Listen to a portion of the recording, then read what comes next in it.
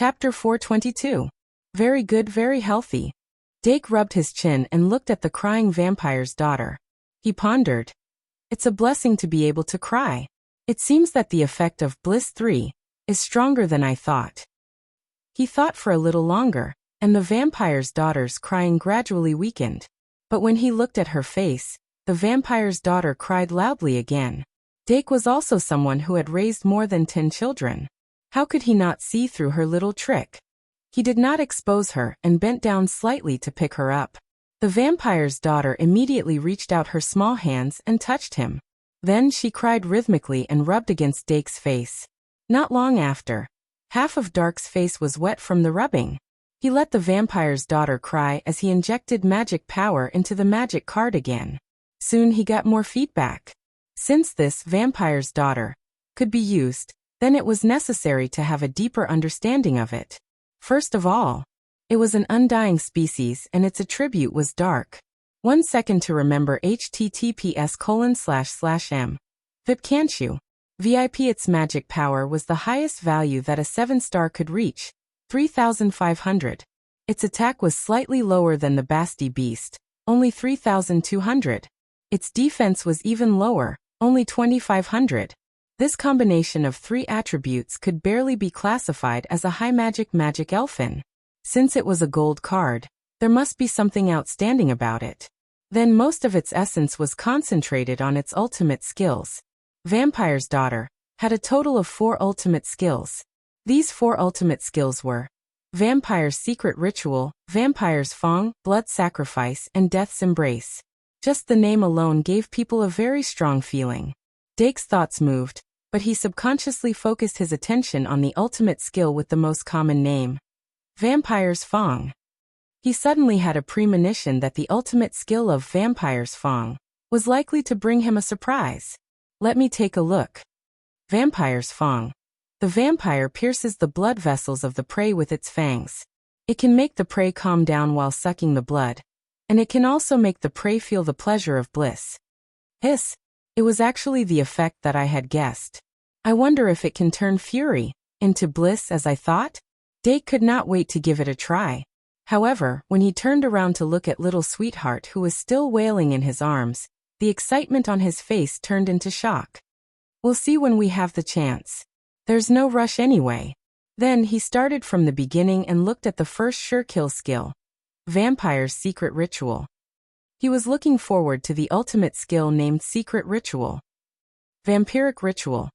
Use a 4-star vampire or above as a sacrifice to summon the vampire's daughter.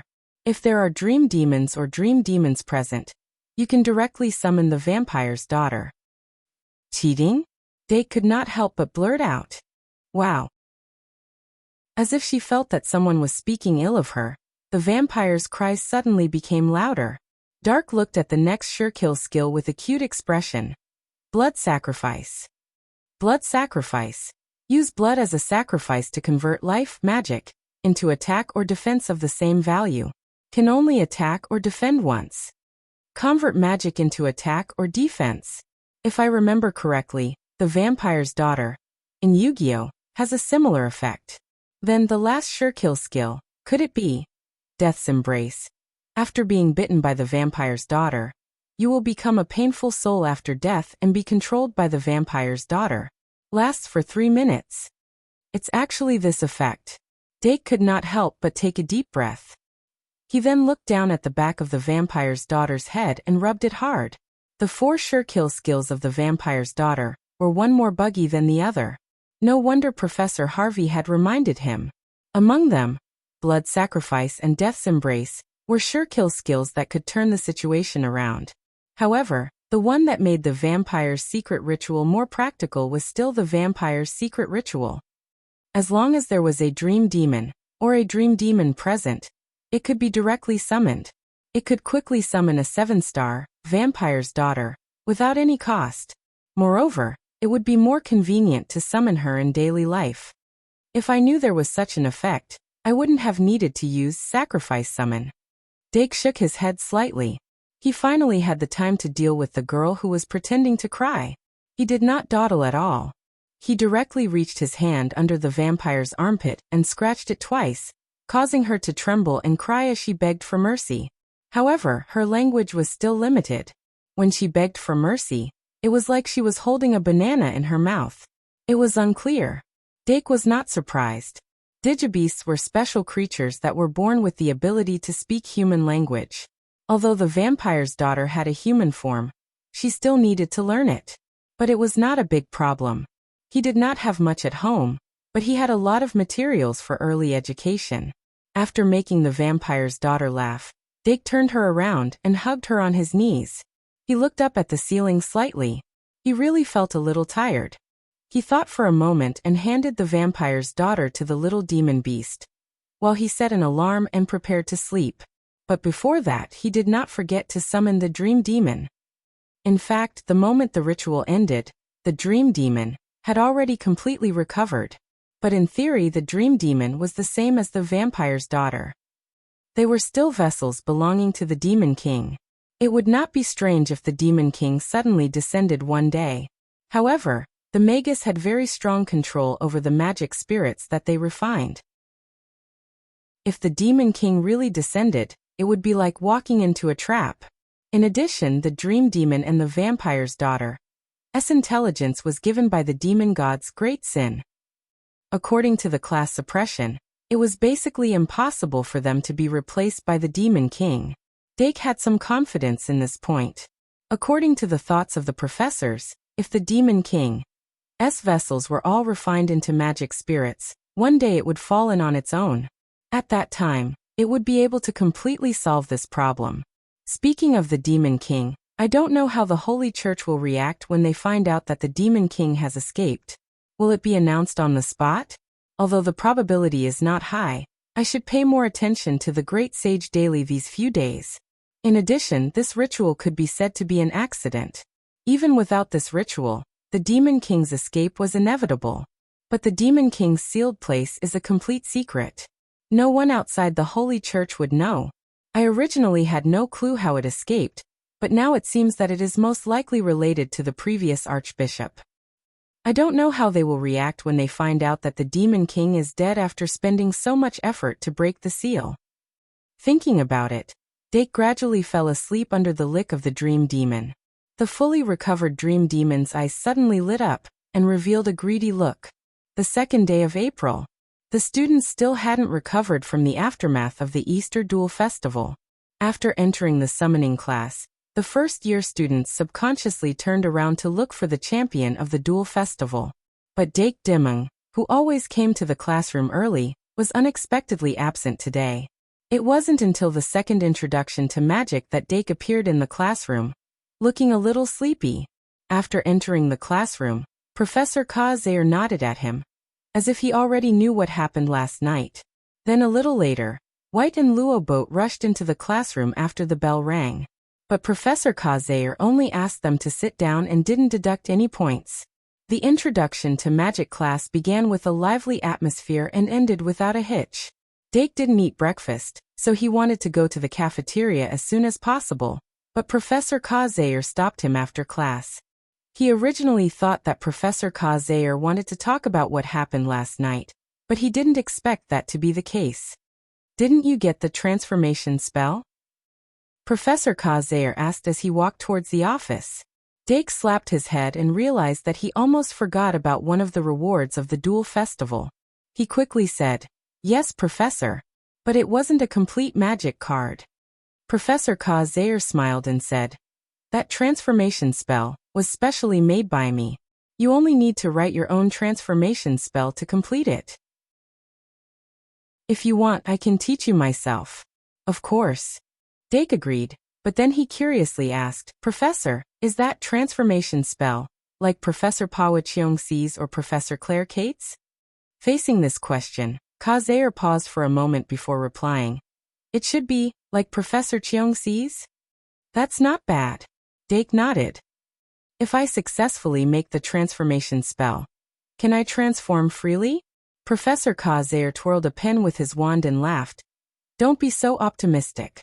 A transformation spell that can transform freely isn't something you can touch right now, and that thing might not be as good as a transformation spell that can only transform." Dake suddenly understood. Then what can I transform into? Also a bear? Professor Kazair shook his head and said, I don't know about that. Everyone's suitable form is different. The transformation spell card that I made limits the form of ordinary beasts. You might be able to transform into a cat or a mouse. Dake, Professor Kazair smiled. How about it? Do you still want to learn? Dake smiled. Of course I want to learn. But Professor, on the basis of this transformation spell, is there a high-level transformation spell that can transform into magical animals? Professor Kazair drew an upward diagonal line with his wand and laughed. There is. But if you want to transform into a magical animal or a magical beast, you need not only knowledge and level, but also talent. Professor Pawa Cheongsi has a very unique talent in this area. If you want to dabble in it in the future, you can talk to her. Dake. Let's talk about it again when I've mastered the magic language to an intermediate or advanced level. Professor Kazair suddenly stopped, then pointed at a fork in the road in front of him and said, That's the cafeteria. When you're ready to learn, come find me. Dake covered his stomach that was growling softly. His cheeks were slightly red as he quickly waved to the professor and said, Then I'll go first. Goodbye, Professor. Professor Kazair watched his back disappear quickly, and couldn't help but smile. From this day onwards, Dake Diming's school life returned to normal. He didn't immediately go to Professor Kazair to learn the transformation spell. Instead, he spent some time sorting out the knowledge he had and hadn't grasped, then used the rest of the time to raise the baby. Although the vampire's daughter looked 8 or 9 years old, her mental age was obviously younger. Dake introduced her to the Dilu Beast's sister, and let the Dilu Beast be in charge of her preschool education. The Dilu Beast was already very familiar with this kind of task. Although it didn't look happy, it was very patient and serious when teaching. It was a super competent home tutor. Dake supervised from the side, and used the carrot and stick strategy to guide the vampire's daughter to learn seriously. Among all his magic fairies other than the digitized beast, the vampire's daughter's ability to learn languages was undoubtedly the best. According to Dake's estimate, she would probably be able to catch up to the polymorph beast and learn to speak in 10 days to half a month. By then, it would be more convenient to communicate. Before going to sleep, Dake forced her into the magic card and made her a member of the Watcher Alliance. Without being recorded by Paradise, Dake couldn't provide her with magic all the time. Although she could use Vampire's Fong to replenish her magic, it was obviously unrealistic. In short, after dealing with the vampire's daughter, Dake could finally have a good night's sleep. The next morning, Dake woke up early and took a shower. Then he came to the desk and took out today's Great Sage Daily from the basket brought by the little demon to read carefully.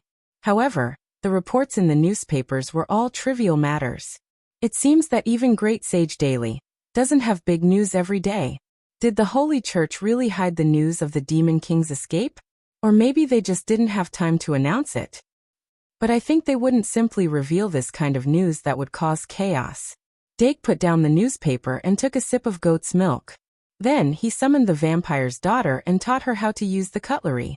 The vampire's daughter, who tasted goat's milk and bread for the first time, waved the knife and fork with sparkling eyes. However, she was obviously more interested in the small plate of ketchup. After breakfast, Dake went to the infirmary and found Professor Callian before class started. Professor Callian was surprisingly diligent today. When Dake knocked on the door and entered, she was still brewing the potion. Dake took a glance and found that it was the familiar Grim Potion. He didn't ask much. Instead, he waited for Professor Callian to stop for a while before summoning Lion Beast, and asked her if there was a cure for the madness of the Lion Beast. 2-in-1 4100 plus. Looking for guaranteed monthly votes and blades. _ smiley face, angle _. Also, find a nice name for the vampire's daughter. Chapter 423. After Sister Ka Lien learned of his intentions, she was surprised. To be honest, you're the first person who came to me to treat a magic guiding fairy. Dake said helplessly. My magic guiding fairy might be a little special. But Sister Ka Lien just shook her head. No matter how special a magic guiding fairy is, it's still a magic guiding fairy. You have to know that everything about a magic guiding fairy is already engraved in the magic guiding card when it's refined. Whether it's height, weight, appearance, or racial characteristics, they're all already determined when it's born. These are all unchangeable. Dake was puzzled. What do you mean? Sister Kalien twirled her pen and said, What I mean is that the madness you mentioned is also included in the basic characteristics of the lion beast. That's a part that can't be changed. Unless you refine the magic guiding card. Dake frowned slightly. Refine the magic guiding card? Sister Kalien nodded. That's right. Deconstructing the existing magic guiding card, then adding new materials, and refining it a second time without causing damage to it. Thus making up for the flaws of the magic guiding card or enhancing it appropriately. However, this is a very high-end application that involves a lot of knowledge. Once it fails, the magic guiding card will be completely destroyed. The risk is great. I don't think you're willing to take this risk. Dake was silent for a while before saying, Then it seems that's the only way. Sister Kalien smiled and said, There's no need to be so worried. Every magic guiding fairy has its own characteristics. Whether it's depraved, bloodthirsty, or crazy, they're all part of the characteristics. These characteristics may bring some flaws, but they can also make a certain aspect stand out. You have to learn to understand them and use them wisely. Don't treat them as a disease. Since it's not a disease, where's the medicine? When Dake walked out of the infirmary, his mood was a little complicated. Website. https://m, but can't you? VIP. But Sister Kalien's words changed his train of thought. Perhaps the lion beast's madness wasn't all bad? There was no point in thinking too much. Dake soon arrived at the classroom and started today's lesson. The first class on Tuesday was a duel class. Professor Pawa Cheong-si called Dake to the podium not long after the class started, and asked him to be his assistant to analyze a few classic duels of the Easter Duel Festival. In the process of analyzing, Dark gained a better understanding of his own shortcomings in the duel, which was quite a fruitful harvest. The second class was Professor Lili's arithmetic class. He had special privileges in arithmetic class and could focus on his own work. The first class in the afternoon was History of Magic. Seeing Professor Ryan Hicks again, Dake found that he was not embarrassed at all. Instead, he was more relaxed. Thanks to the star barrier set up by Professor Midya, the events that happened on Easter night did not spread. Whether it was inside or outside the academy, there were no obvious changes. After the History of Magic lecture, Dake went to Professor Shi-Erfu's office to ask about the relevant matters. Professor Shi-Erfu informed Principal Erdii about this matter, but the principal gave her free rein. Therefore, she chose to remain silent. Of course, when you go back, you can choose to tell Yvette or Claire. They are both trustworthy. Professor Shi-Erfu smiled, which was rare. The result of this matter was completely determined. Everyone was biased, and he couldn't expect everyone to be absolutely fair. Professor Shi-Erfu was the same. Dake was the same. He also smiled and said, Then let's talk about it after the holidays. There were only 2 months before the holidays, but Dake still had a lot of things to do. He originally wanted to create Zoo before the holidays, but it seemed that it would be a bit difficult. Also, the research on Love Magic Circle had not made any progress. No, it had not even started. As for the content of blood sacrifice, he had some understanding of it by accident. In addition, he also needed to learn the improved soul loss spell from Professor Harvey. At least, he needed to find a way to master it to a beginner level. He originally wanted to use Holy Grail to achieve this, but now it seemed that there was an opportunity outside of that. Learning magic was too difficult, especially a difficult spell like the Soulless Curse. If he could learn the improved version of the beginner, soul loss spell, from Professor Harvey and have the opportunity to use Holy Grail at the end of the term to experiment, then he could use this opportunity to make a further breakthrough in underworld magic. However, he was only a first-year student and basically did not have the ability to decide who the Holy Grail belonged to. He could only hope that the seniors of the noble house could compete for the school championship competition. Fortunately, The noble house had always been very competitive in the competition for the school championship competition. Dake still had a chance to win. In comparison, learning transformation spell could be delayed. For now, the most important thing is to master the beginner soul loss spell as soon as possible. The ideal situation is to learn it before May. My foundation of soul loss spell is solid enough. It shouldn't be too difficult to master the beginner soul loss spell, but for intermediate and advanced levels, it will require long-term planning. Of course, the premise is that Professor Harvey can complete the improvement of soul loss spell as soon as possible. Also, I can start preparing for the secret tunnel exploration. I can also start thinking about the living metal. After returning to the dorm, Dake took out the remaining 3 flower cards from his card bag and chose a flower card decorated with a white devil's snare flower. This pure white devil's snare flower card was obtained from the crack of the door, and it had an additional symbolic meaning. Those who see this flower will be cleansed of evil. I hope it can bring me good luck. The next Wednesday, Dake went to Professor Kazayer's office after lunch. Professor Kazayer was still busy, and it seemed like he did not even have lunch. Dake looked at the thick stack of homework on his desk, and suddenly felt a little embarrassed to disturb him. However, Professor Kazayer raised his head and smiled. "What, are you ready to learn transformation spell?" Dake said, "Not really. Actually, I want to ask you for a favor." As he spoke, he took out the white devil's snare flower card and waved it in front of Professor Kazayer. "It's like this. I want to ask you to make another flower card like last time." Professor Kazayer thought for a moment and asked, "The one with the butterfly orchid?" Dake nodded. "Yes. However, Professor Kazayer put down his pen and said seriously, "Don't tell me you want to." Dake did not hide it. "The Moon Temple. I want to find the Moon Temple in the secret tunnel again." Professor Kazel couldn't help but frown. That's not a good thing, and the last Moon Temple has already collapsed and disappeared. If you want to recreate the Moon Temple, you need more than just luck. Dake shook his head. "I think the Moon Temple, no, at least a moon goddess statue should still exist in some corner of the secret tunnel." Professor Kazayer asked curiously, "How do you know?" Dake smiled and said, "That's a secret, Professor." Professor Kazayer stared at him for a long time and then said, "In principle, I encourage you to explore. After all, that's the purpose of giving out the access cards. However, the new statue might be more dangerous." Dake smiled. "But there's wealth in danger." "Okay." Professor Kazayer smiled helplessly. "Since you're prepared, I can help. However, if you encounter danger, remember to use the access card's communication function." Dake, "Of course." The modification of the flower card was not complicated. Professor Kazayer took half an hour to modify the flower card into a magic tool that could track the moon goddess's aura. However, when Dake happily went to take it, he waved the card and said, 100 credits. Dark couldn't help but be startled, but then he smiled and paid 100 credits for the production fee. The flower card that Professor Kazayer modified wasn't a magic card, but a magic tool that relied on alchemy. After Dake received the flower card, he injected a trace of magic into it.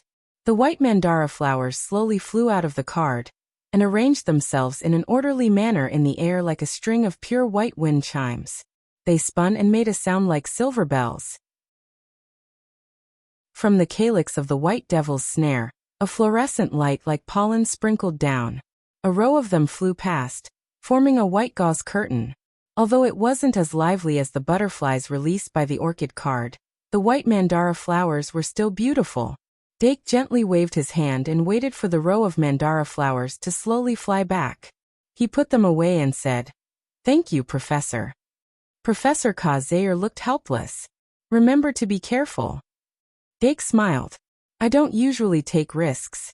Since the flower card was in his hands, Dake didn't disturb Professor Kazayer anymore. He quickly left the office and went back to the dormitory before going to the library. Next, he planned to wait until Friday night to collect 10 greed cards and make greed 3 before taking action. Before that, of course, he had to finish his homework. When he arrived at the library, Senior Panduola was working at the counter. After not seeing her for a few days, Senior Panduola was as youthful and beautiful as ever. Register. She pushed the registration form in front of Dake and said softly, "Why haven't I seen you for 2 days?" Dake registered while saying, "I've been a little busy." Panduola frowned and complained, "I thought you forgot about me." Dake's fingers paused and he looked up. "No way, Senior. I just haven't been to the library for 2 days." Panduola's face was still full of resentment. "Did you forget what you promised me?" Dake noticed that the gazes of the surrounding students were a little strange. He suddenly realized something. "How could I forget your invitation? Time and place?" Panduola finally stopped acting. She immediately smiled and said, "Next Wednesday afternoon, same place." "Same place then." Dake nodded and quickly finished the registration. He passed the registration form to the next person and quickly walked into the library. After that night, his bliss had dropped by 10 points and was now only at 92 points. It was a rare safety line. He originally wanted to maintain this state until the long holiday, but it seemed that it would be difficult. The next 2 days were unusually peaceful. Dark would check the newspapers every morning, but there was no news about the Holy Church these few days. Even the usual news, such as a certain priest helping an old lady cross the road, or a certain priest giving free treatment to the elderly in the countryside, had suddenly disappeared. This strange calmness made him feel a sense of urgency. It was not until Friday morning that the Great Sage Daily suddenly had an additional piece of news about the Holy Church. However, it still had nothing to do with the Demon King. Dake looked for a long time before he found this piece of news in the corner of the newspaper. Maria Euphemia, a top student of the Academy of Mystical Rituals of the Holy Church, did not keep the money she found. It took her 3 days to finally find the owner of the wallet and return the wallet with the precious property to Viscount Gabby Eugene. What the hell? Dake was silent for a moment before he put the newspaper away. There were 2 classes on Friday morning. They were duels and magical beasts. The duel class was still focused on analyzing the classic cases of the duel festival, while the magical beasts class taught pure theoretical knowledge, which was rare. Professor Nini took out a book that was as thick as a brick and stuttered as she read the contents of the book. She was obviously not good at this kind of teaching method, but if she wanted to become an official magical beasts professor, this was the path she had to take. Although people often criticized her for following the book, if she couldn't even follow the book, then she was definitely not a good teacher. Professor Nini was also working hard for her dream. On Friday afternoon, when the gate to Travelers Street opened, Dake immediately entered Travelers Street with the crowd. He needed to buy a lot of things. In addition to the necessary preparations to enter the secret passage, he also needed to buy some furniture and gadgets for 8 or 9 years old children. In addition, he also needed to buy a small bed. Although the vampire's daughter probably wouldn't need it, children cared most about other people's things that they didn't have. Dake had this condition, so of course he wouldn't mistreat any of the magic elves. After buying all the things he needed to buy, it was already 6 o'clock in the evening. Dake bought a bunch of food and brought it back to the dormitory to have dinner with the magic elves. Then, he waited until 8 o'clock in the evening, took out the magic brain dropper, and began the 6th draw of this month. Starting from the night of April 1st until now, it was April 6th, he didn't forget to draw a drop of greed every night. Including tonight's drop, he had a total of 6 drops, which was 9 points of greed. Including the 2 points of greed that he had saved up last month, he had a total of 11 points. 11 points of greed should be enough to create a greed 3 in theory. After successfully drawing tonight's greed, Dake resisted the urge to immediately start the process. He first let his brain rest for half an hour before starting to prepare for the decisive experiment. He was really looking forward to the changes that greed 3 could bring. 2 and 1 4,000 plus Qingming. Chapter 424. Meow? Is it finally coming, Meow? Meow Meow, who was squatting on a small table, saw Dark begin to prepare for the experiment. Meow Meow's eyes lit up and it meowed. Among the magic guide elves, no one was looking forward to greed 3 more than Meow Meow.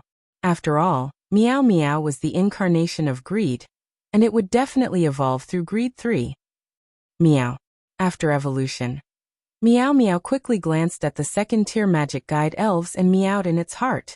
Was the day of its comeback finally coming?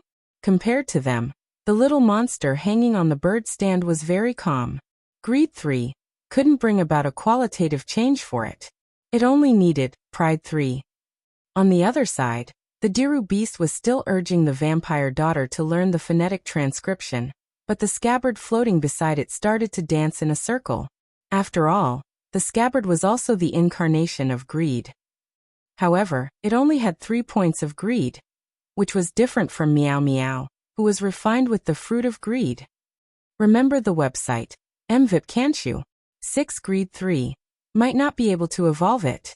On the other hand, the garbage slime that was playing with the polymorph kept sneaking glances at them, because it was one of the beneficiaries.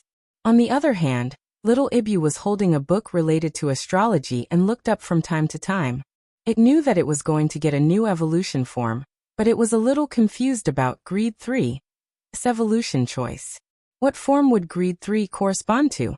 Feeling the anticipation of the magic guide elves, Dake picked up the prepared apple juice and drank it. Then he immediately started to refine Greed 3, according to the familiar steps. The whole process was relatively smooth. In less than an hour, a Great Sin card with 10 points of Greed 3 was lying on the experiment table. This Greed 3 card was dark blue. If one looked closely, they could see a little purple shadow. That was the Greed emblem hidden within.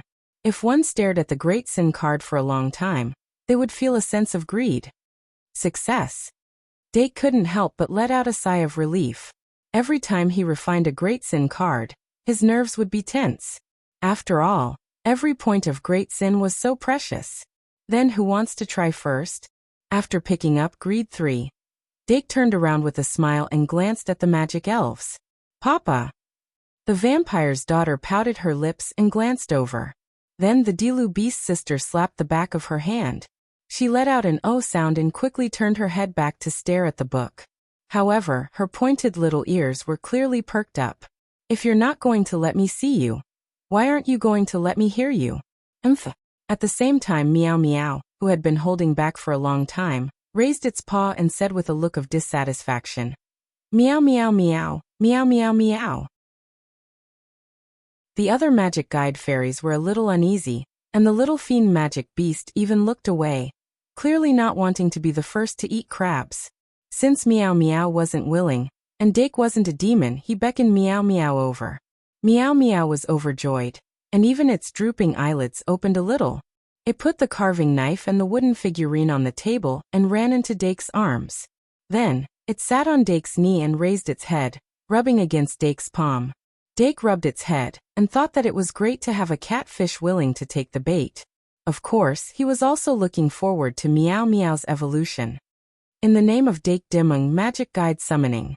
With the completion of the usual summoning spell, Greed 3's card surface suddenly bloomed with a deep dark blue radiance. Under the illumination of this dark blue radiance, the whole bedroom seemed to be covered with a layer of hazy gauze, and there was a dark tone of desire and dissatisfaction. The magic guide fairies who were illuminated by the afterglow couldn't help but be greedy. However, they more or less expected it, and they all focused their minds to suppress the rising desire in their hearts. Only the vampire's daughter was immature, and was quickly blinded by greed. Wah! She suddenly turned around and hugged the Diru beast, using her tender face to rub against the Diru beast's face. This was her wish for the past few days. Although the Diru beast had a look of disdain, it didn't move away. Instead, it grabbed her with both hands and hugged her to prevent her from running out and interfering with the experiment.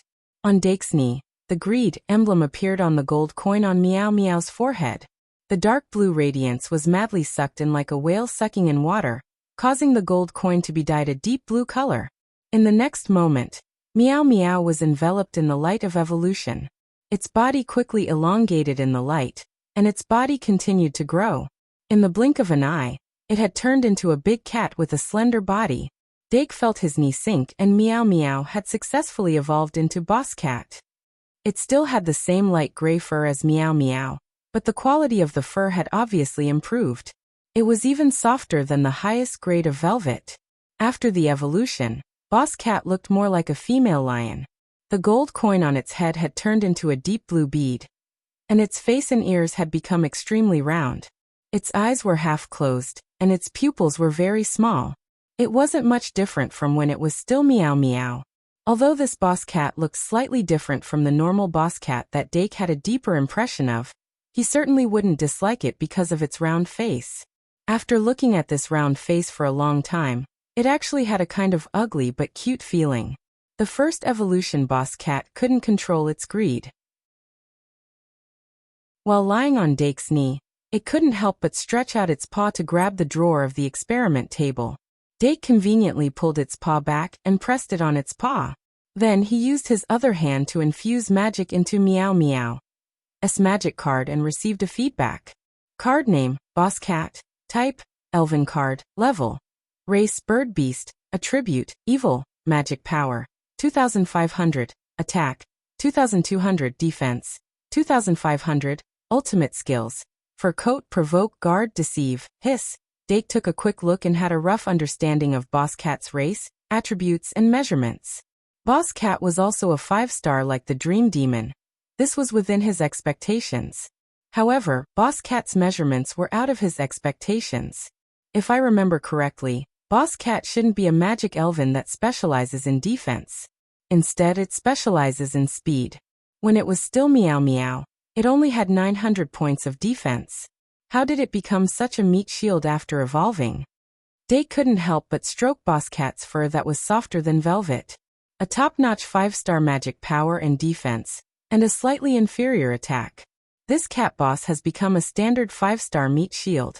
Plus, it has these 4 ultimate skills. Dake first looked at the passive skill that should have been converted from its characteristics. Fur Coat. Fur Coat.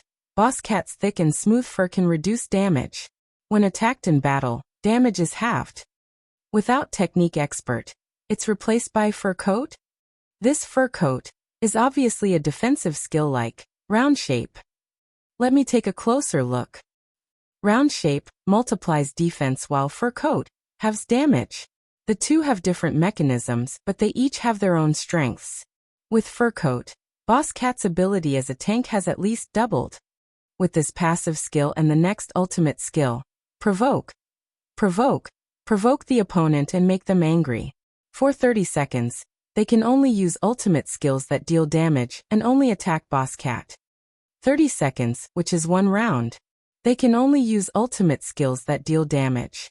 In other words, they can't use ultimate skills that deal damage. Unfortunately, this Provoke only seems to be a single target ultimate skill. It would be even better if I could provoke all of them. Dake suddenly realized that he was being a little greedy.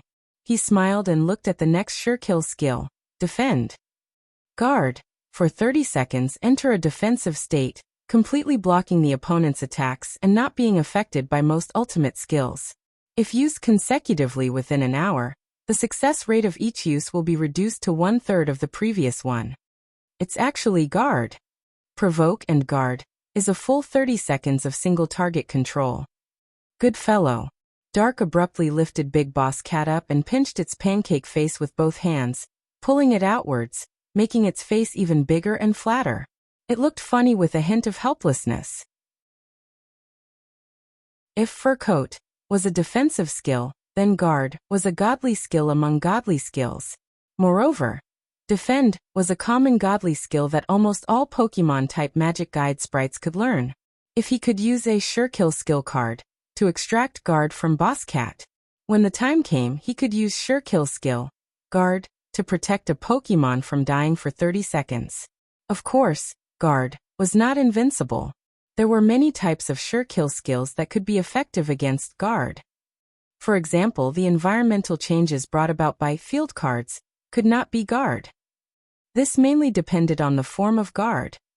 It was not a 360-degree Guard, but a shield-type skill that was used for frontal defense, so it could not block the effects of the field cards. In addition, Surekill skills like Blow Away were effective against Guard. However, this did not change the fact that Guard was a super defensive skill. I wonder how high the upper limit of Guard is? In the real world, it was impossible for a shield-type Surekill skill to not have an upper limit. The only difference was how high the upper limit was. The upper limit of guard might be very high, but he would have to test it to find out. Dake thought about finding a time to test it as he looked at the last surekill skill. Deceive. Borrow the opponent's strength to attack. The higher the opponent's attack, the more powerful it is. It was still deceive. With this evil surekill skill, it meant that Boss Cat was not just a meat shield. It also had powerful means to defeat the opponent. Not bad. Dake could not help but pinch Boss Cat's round face repeatedly. He felt that this round face was very pleasing to the eye. Meow. Boss Cat's surging greed was forcefully rubbed away. In short, Dake did not give it any time to show off. He held it and recorded the results of the experiment. 15 minutes later, Boss Cat was forced to degenerate into Meow Meow. Its 4 limbs were paralyzed, and it hung on Dake's knee as if it had nothing to live for. Dake looked up at the time. It was almost 9:45. He was going to wait for Greed 3's cooldown to finish before starting the next experiment. According to the 1-hour cooldown, it would take at least 4 more hours to complete the necessary number of experiments. Next, Little Devil, Scabbard, Ibu, and Trash Slime were all waiting in line. However, an hour was enough to wear down the enthusiasm of the magic elves. When the cooldown finished, it was almost 10:30. However, the magic elves had all dispersed and were focused on their own tasks. Thus, when Dake asked for volunteers again, only the aggrieved Meow Meow looked up and glanced at him.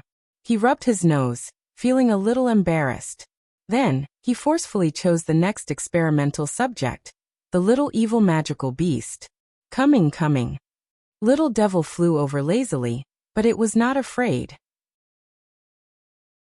Meow Meow had already set an example, so it instinctively felt that Greed 3 was more reliable than Pride 3 and Bliss 3.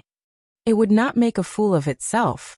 Since it would not make a fool of itself, there was nothing to be afraid of. The last time it tested Greed 2, it only reached out its evil hand to the little red flower in the drawer. This time it would not do anything. Therefore, with an inexplicable confidence, Little Devil landed on Dake's knee. However, Dake immediately picked it up and put it on the ground.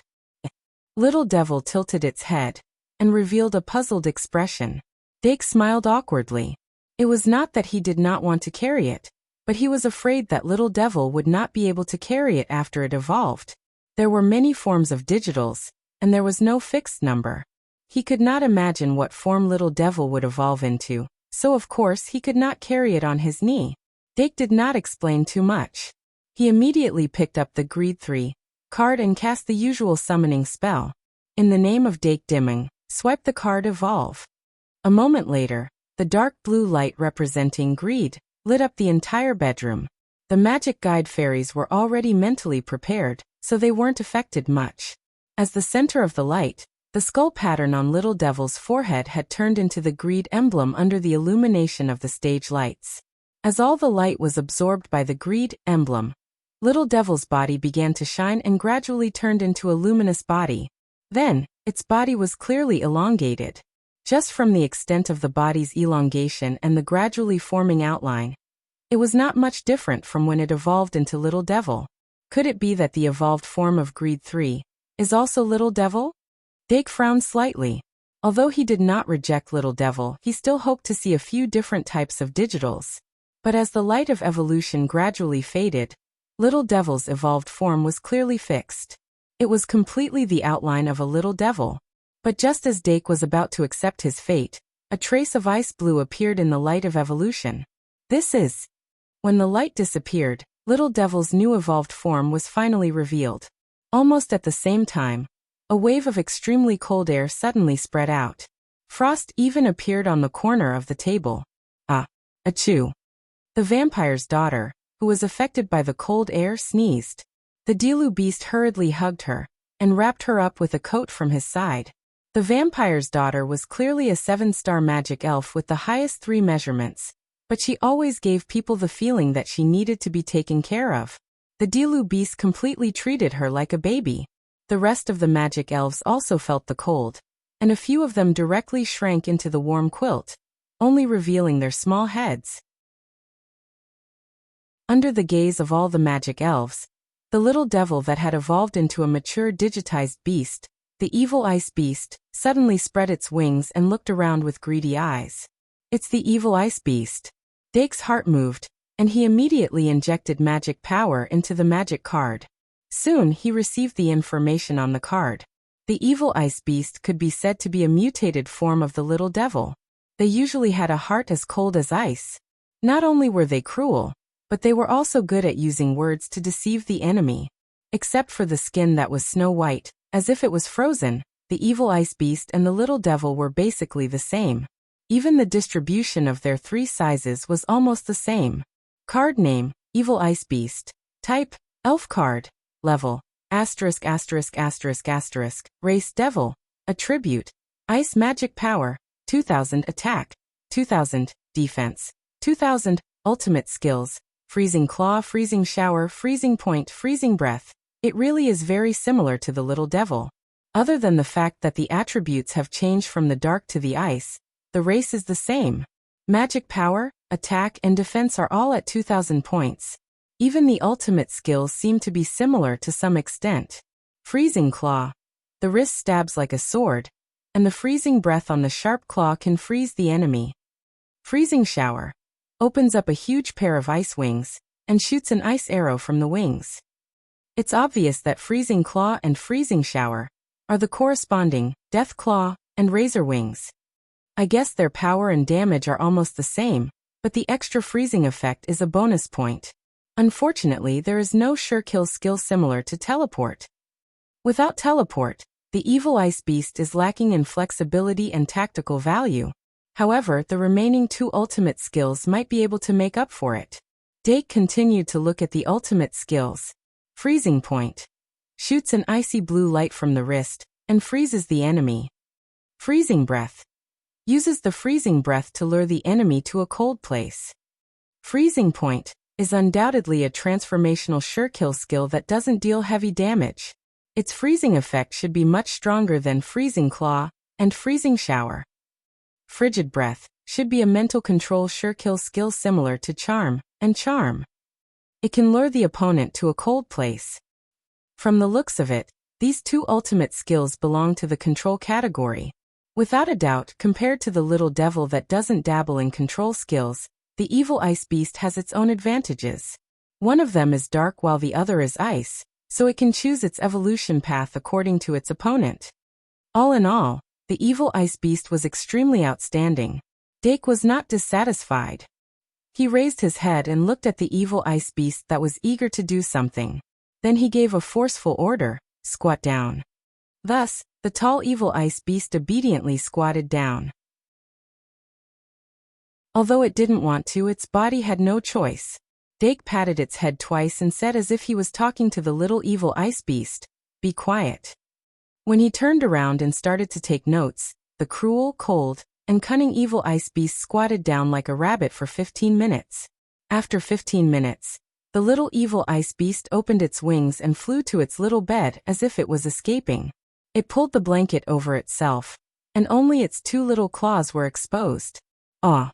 There was a faint cry coming from under the blanket. Dake was not purposely giving the little evil ice beast a hard time. The main reason was that most of the evil ice beasts had bad personalities. The Great Sin card could always trigger their evil side, especially when it was used for the first time. After many attempts and getting used to it, the little evil ice beast could use its rationality to suppress its excessive desires even if Dake didn't order it to. Dake was very sure about that. There are 3 more experiments left.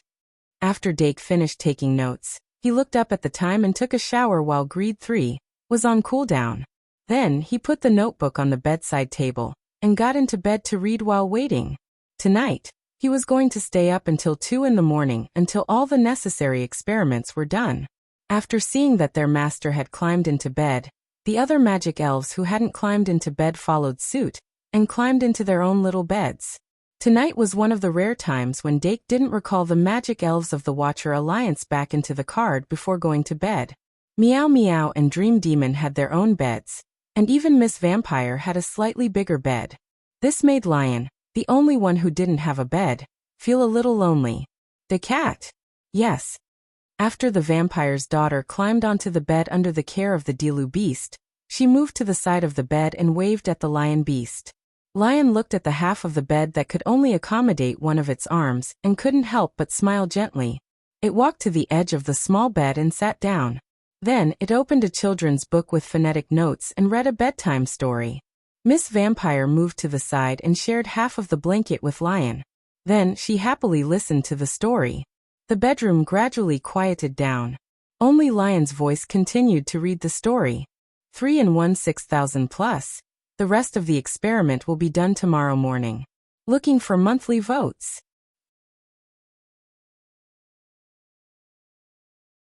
Chapter 425. 11:30 at night. Dake closed the book and glanced at the vampire's daughter on the small bed next to him. He found that she had already fallen asleep.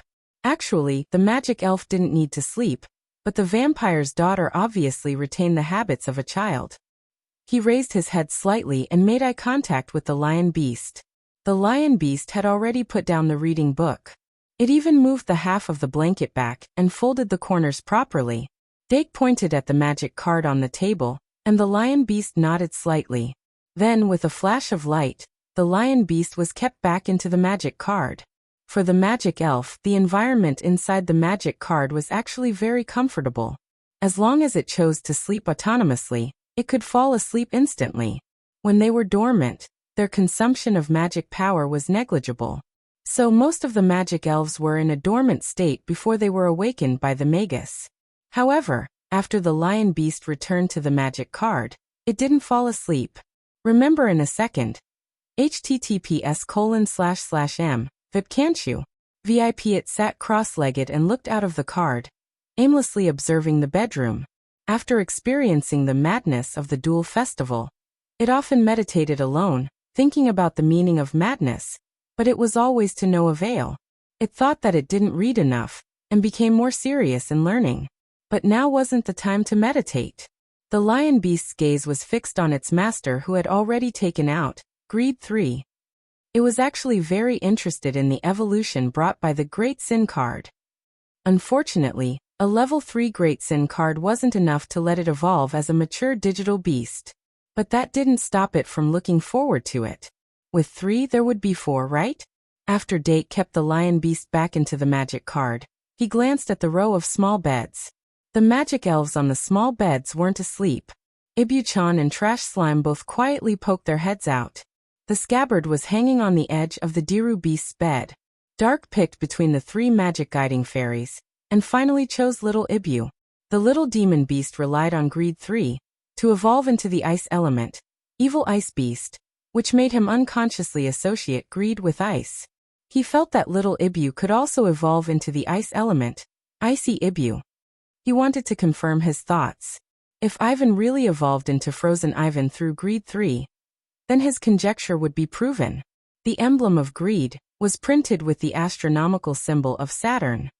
In the world of his previous life, Saturn was a gas giant planet, mainly composed of hydrogen, with a small amount of helium and other elements. Its inner core consisted of rock and ice, and its outer layer was covered by several layers of metallic hydrogen and gas. And the Saturn in this world had to be related to the literal attributes, that is, the rock and the ground. Secondly, according to the settings converted from the real world, it was not strange that Saturn was related to ice.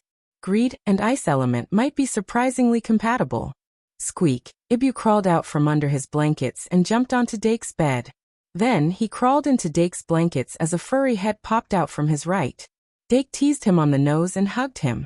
He then put Greed 3 under the blankets and used a normal summoning spell to activate it. In the name of Dake Dimung, magic summoning. The dark blue light representing greed was wrapped inside the blankets, but Ibu's fur was still dyed dark blue by the light. Dake could clearly see the emblem of greed appear between his eyebrows, and then he was surrounded by the light of evolution. Under the effects of Greed 3, Ibu's life form changed at a speed visible to the naked eye. It was as if an evil demonic beast had evolved into an evil ice demonic beast. Wisps of cold air spread out. However, this cold air was clearly not as domineering as the evil ice beast, and only brought a slight chill. Looks like it really is frozen Ivan. Dake was slightly moved and saw that the light of evolution had completely disappeared. Ibu in his arms had already evolved to twice his original size. That light blue body, the appearance of a fox, and the feeling of an icy cold body. There was no doubt that it was frozen Ivan. Frozen Ivan's head looked like it was wearing a double-braided hat to keep out the cold. There were some diamond-shaped dark blue spots on its inner ears, body, and tail, which formed a sharp contrast with the light blue of its body. There were also dark blue areas on its limbs, and it looked like it was wearing boots. Its fur was thin and short, and by lowering its body temperature, it could freeze all the hair on its body into sharp needles, which would then shoot out. It could also use this to freeze the moisture in the air around it, and form tiny ice crystals. Of course, under normal circumstances, frozen Ivan were very docile, just like the one in Dake's arms. Even if it was affected by Greed 3, it had no intention of burrowing out. Dake lifted it up and looked it over carefully, before stuffing it back under the blankets. He then took out the magic card that had been changed to Fantasy Beast, Frozen Ivan, and inserted magic to obtain information. Card name, Frozen Ivan. Type, Sprite card. Level, *******. Race, Bird Beast. Attribute, Ice. Magic 1900. Attack, 1200. Defense, 1800. Surekill skills, Mirror Reflection. Ice Gravel. Blizzard. It was still an orange card with 3 surekill skills, and it was a very pure 4-star ice magic sprite. Compared to the evolved forms of Sun Ibu and Fairy Ibu, Ice Ibu's defense was clearly outstanding, only slightly inferior to Moon Ibu's. However, its attack was very low, and its highest attribute was mana. As it evolved from a 1-star fantasy beast, the 3 attributes of Frozen Ivan's evolved form were not particularly outstanding. However, their surekill skills were always stunning. For example, this Frozen Ivan's surekill skill was Mirror Reflection, which was enough to make it an indispensable evolved form. Mirror Reflection. On top of withstanding damage, it can reflect twice the amount of magic attacks from the opponent. When Dark watched Pokemon anime in the past, he was very fond of the Pokemon, Sherwung. The core moves of Double Return Return Punch and Mirror Reflection were Double Return Return Punch. These 2 moves, one reflected twice the amount of physical attacks, and the other reflected twice the amount of magic attacks. It was simply shameless to the extreme. Now that Frozen Ivan had mastered Mirror Reflection, it could barely be considered as a 1/2 Frozen Ivan. Of course, although it wasn't shown in the anime, Double Return and Mirror Reflection could only be reflected back after receiving damage. Therefore, if it couldn't even withstand one move, there was no need to talk about reflecting it back.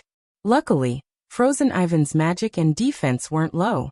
Other than Mirror Reflection, Frozen Ivan had 2 more surekill skills. One of them was Ice Gravel. Ice Gravel. Instantly create ice cubes and throw them at the opponent at an extremely fast speed, causing damage. Ice Gravel wasn't a very strong surekill skill, and it could even be said to be very weak. However, its casting speed was extremely fast, and it could usually counter attacks first. Moreover, instantly create ice cubes was actually a very good ability. It could even be said to be a super advanced version of Obstruction Curse.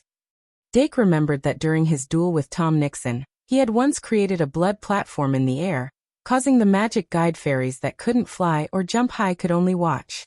Now that Frozen Ivan was here, it could also instantly create a platform made of ice in the air. As for throwing it out to attack, using it to attack might not even be as good as using normal attacks. In comparison, the other surekill skill, Blizzard, had very impressive damage. Even though Frozen Ivan's attack wasn't high, it could still use Blizzard to deal considerable damage. Blizzard. Blow a violent blizzard towards the opponent to attack, sometimes causing the opponent to fall into a frozen state. The power of Blizzard was very high, but the only downside was that it couldn't be maintained for long. If Blizzard could be turned into a sustainable field skill, it would definitely give the Ice Guide fairies a huge boost. They couldn't help but ponder. As Frozen Ivan's mastery of magic gradually deepened, when it evolved into Frozen Ivan, it might be able to turn Blizzard into a field skill. That would be a pretty good development path. However, for now, other than mirror reflection, Frozen Ivan's other abilities weren't as outstanding as Boss Cat's. Thinking of this, he suddenly remembered the second refinement that Sister Kalien had mentioned. If Frozen Ivan was refined a second time, its basic attributes would be raised to the level of 500, and it could even become a 2-star magic guide fairy. Would the 3 measurements of its various evolutions also increase? In theory, it should be possible. However, the second refinement of a magic guide fairy was too risky. Unless he could ensure that the magic guide card itself wouldn't be damaged, or there was some way to ensure that the magic guide fairy's intelligence wouldn't be damaged, Dake definitely wouldn't try it. He shook his head and directly finished his notes on the bed. He then hugged and teased Frozen Ivan for a while, waiting for Frozen Ivan to degenerate. After degenerating, Frozen Ivan's big eyes squinted, and it took the opportunity to lie on Dake's bed with a happy face. Of course, Dake couldn't do something like chasing the magic guide fairy off the bed. He hugged Frozen Ivan to his chest and continued to stroke it. Let's not talk about how the other magic guide fairies were feeling right now. In the dead of night, time always flew by quickly. In the blink of an eye, it was already 12:30. At this time, the scabbard and the trash slime were already ready to go. Dark glanced at the single scabbard, and the Dilu beast holding onto the single scabbard. He then glanced at the trash slime, and the polymorph beast holding onto the trash slime. In the end, he chose the single scabbard. The scabbard was a 4-star magic guide fairy card, which was a natural 2nd-tier magic guide fairy. Even though it still had 2 evolutions, there was actually a limit to a 3rd-tier magic guide fairy. Until now, it hadn't evolved a 2nd-tier magic guide fairy. Therefore, Dake wasn't too optimistic about the scabbard's evolution. However, the so-called experiment was to find possibilities from the unknown. As the saying goes, you have to try before you know. It's decided on you, scabbard. Thus, the Diru beast jumped down from the bed, circled around in front of everyone, and went into the blankets on the other side of Dake. Then, it passed the scabbard in its hand over. Scabbard. No matter what, the scabbard did come over. Dake pulled up the blankets and placed it inside. Then he used Greed 3 on the blankets again. In the name of Dake Dimung, Magic Guide Summoning. The strong blue light made the blankets transparent. Some blue light not only shot out, but also reflected the blue mottled shadows on the ceiling, like the undulation of the sea. The Diru beast and Frozen Ivan beside Dake stared curiously at the glowing blankets, quietly waiting for the scabbard to change. Yes, it had indeed changed. Regardless of whether Greed 3 had enough energy from the current situation, the Greed series of Great Sin cards could indeed cause the scabbard to evolve. A section of the scabbard's hilt came out from the blankets and twisted with all its might. Its entire body was enveloped by the light of evolution. It was originally different from a normal scabbard, and now there were no changes. It was just like pulling a thread, and the other half of the scabbard's body was completely identical. At the same time, an oval-shaped light shadow gradually appeared from the glowing body. That was the shield that would appear after the scabbard evolved to the second stage.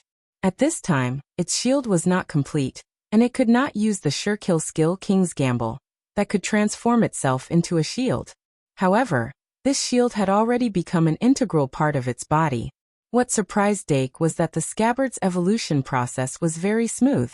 It was not hindered by the level 3 Great Sin card. Its eyes widened and emitted the emblem of greed. All of the light of greed was sucked into its eyes. When the light of evolution suddenly disappeared, a magic guide elf with 2 swords and an oval-shaped shield appeared under the blankets. Single scabbard, double scabbard. After the single scabbard evolved into the double scabbard, as its name suggested, it became 2 swords that crossed each other in an X shape. The overall shape was still slender and delicate, and the hollow pattern on the scabbard was a gorgeous pattern like the red spider lily. The only difference from its previous form was that the color of the sword's eyes and ribbons had changed from the original purplish blue to a more gorgeous purplish red. The shield on its back was like a sword box that held the 2 swords together. During battle, the 2 swords would fly out, and one of the sword's ribbons would protect the shield. The shield would only become complete after it evolved into the unyielding shield sword monster.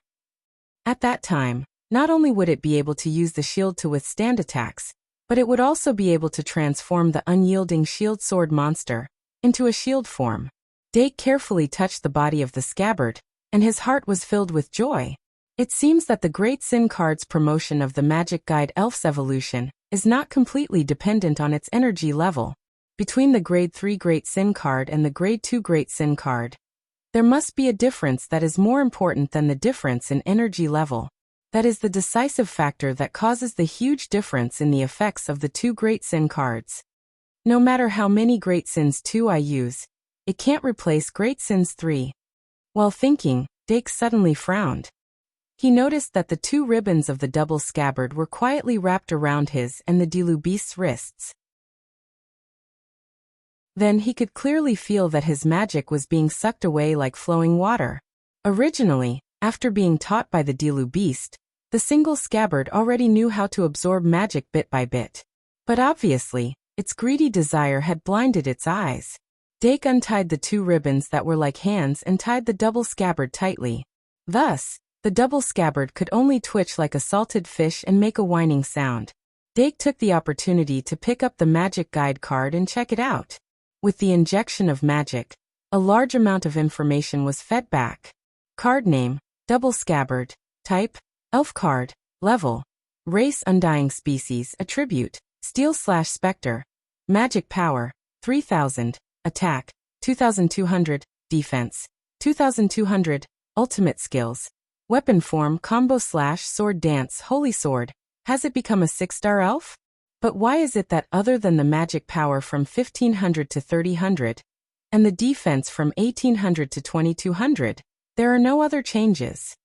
Yes, even the ultimate skills haven't changed. Could it be that this is the so-called surprise? Dake muttered for a while, and looked at the various ultimate skills. Weapon form. The double scabbard can be transformed into a weapon form. The type of the magic guide card will also change accordingly. After that, combo/sword dance and holy sword all had the same effect. There were no changes at all.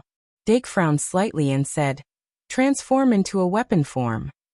After receiving the order, the double scabbard immediately closed the eyes on the two swords at the same time. The thin ribbons that bound the swords quickly retracted and turned into two swords and a shield. The shield was obviously useless, but the two swords were exactly the same as the single scabbard except for the ribbons and eyes that had turned purplish red. 1 into 2, is this what it means? Dake used both hands to pick up the two swords and looked at them carefully. Soon he realized that the additional effect of each sword was exactly the same as the single scabbard, weapon form.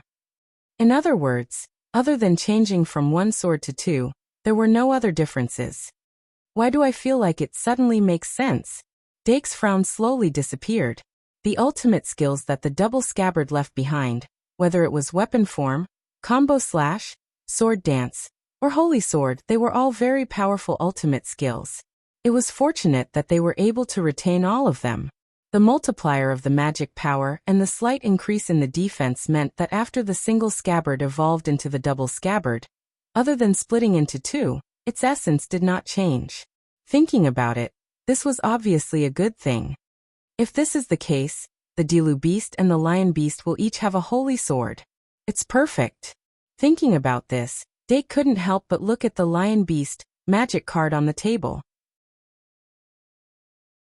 The lion beast in the card saw him looking over and immediately gave him a thumbs up.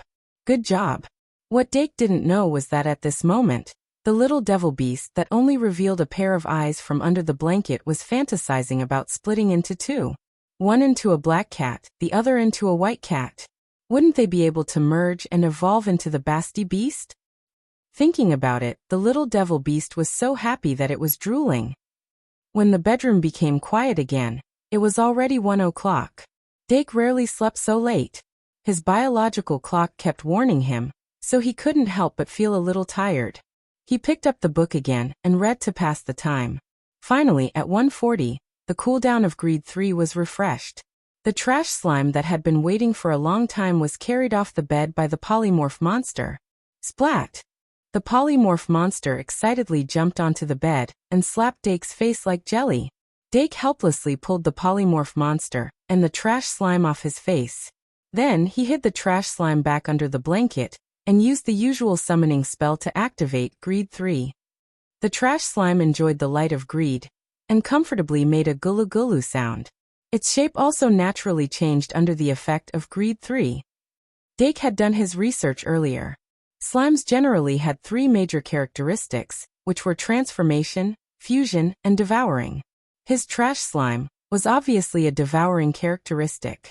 Therefore, among the 7 major sins, gluttony was the most compatible with it, followed by greed. However, gluttony was still far away, so it was great that greed was effective. Dake carried the trash slime out from under the blanket. Its shape had already entered the final stage of its transformation, and only its outline was emitting a faint blue light. When the blue light completely disappeared, a bigger jelly-like slime appeared in his palm. Dake felt his palm sink a little, and he couldn't help but put his hand down. At the last moment of its evolution, the trash slime suddenly expanded and became a large slime with a diameter of more than 1.5 meters.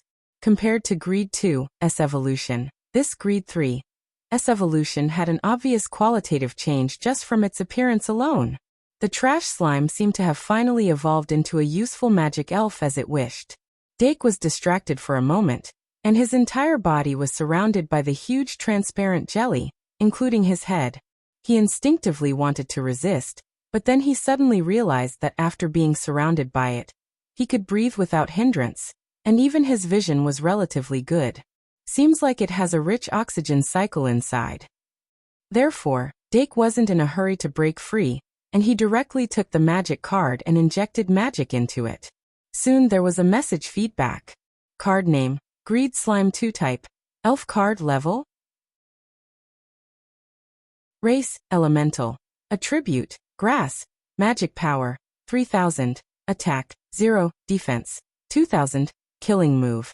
Greed becomes part of nature. Division becomes principal photosynthesis. Sure enough, not only did it jump from 1 star to 4 star, but its magic power, 3000? Dake suddenly blinked, and an indescribable look of shock appeared on his face. He was already used to the fact that his own magic elf's 3 measurements were more than the maximum, but how could it exceed 1000 points all of a sudden? This was the same as the magic power of the double scabbards, okay? And it had a total of 2000 points of defense. 3 in 160 100 plus. Wow, the author is so hardworking. How can he bear not to give monthly votes? Give all of them. Wah wah wah.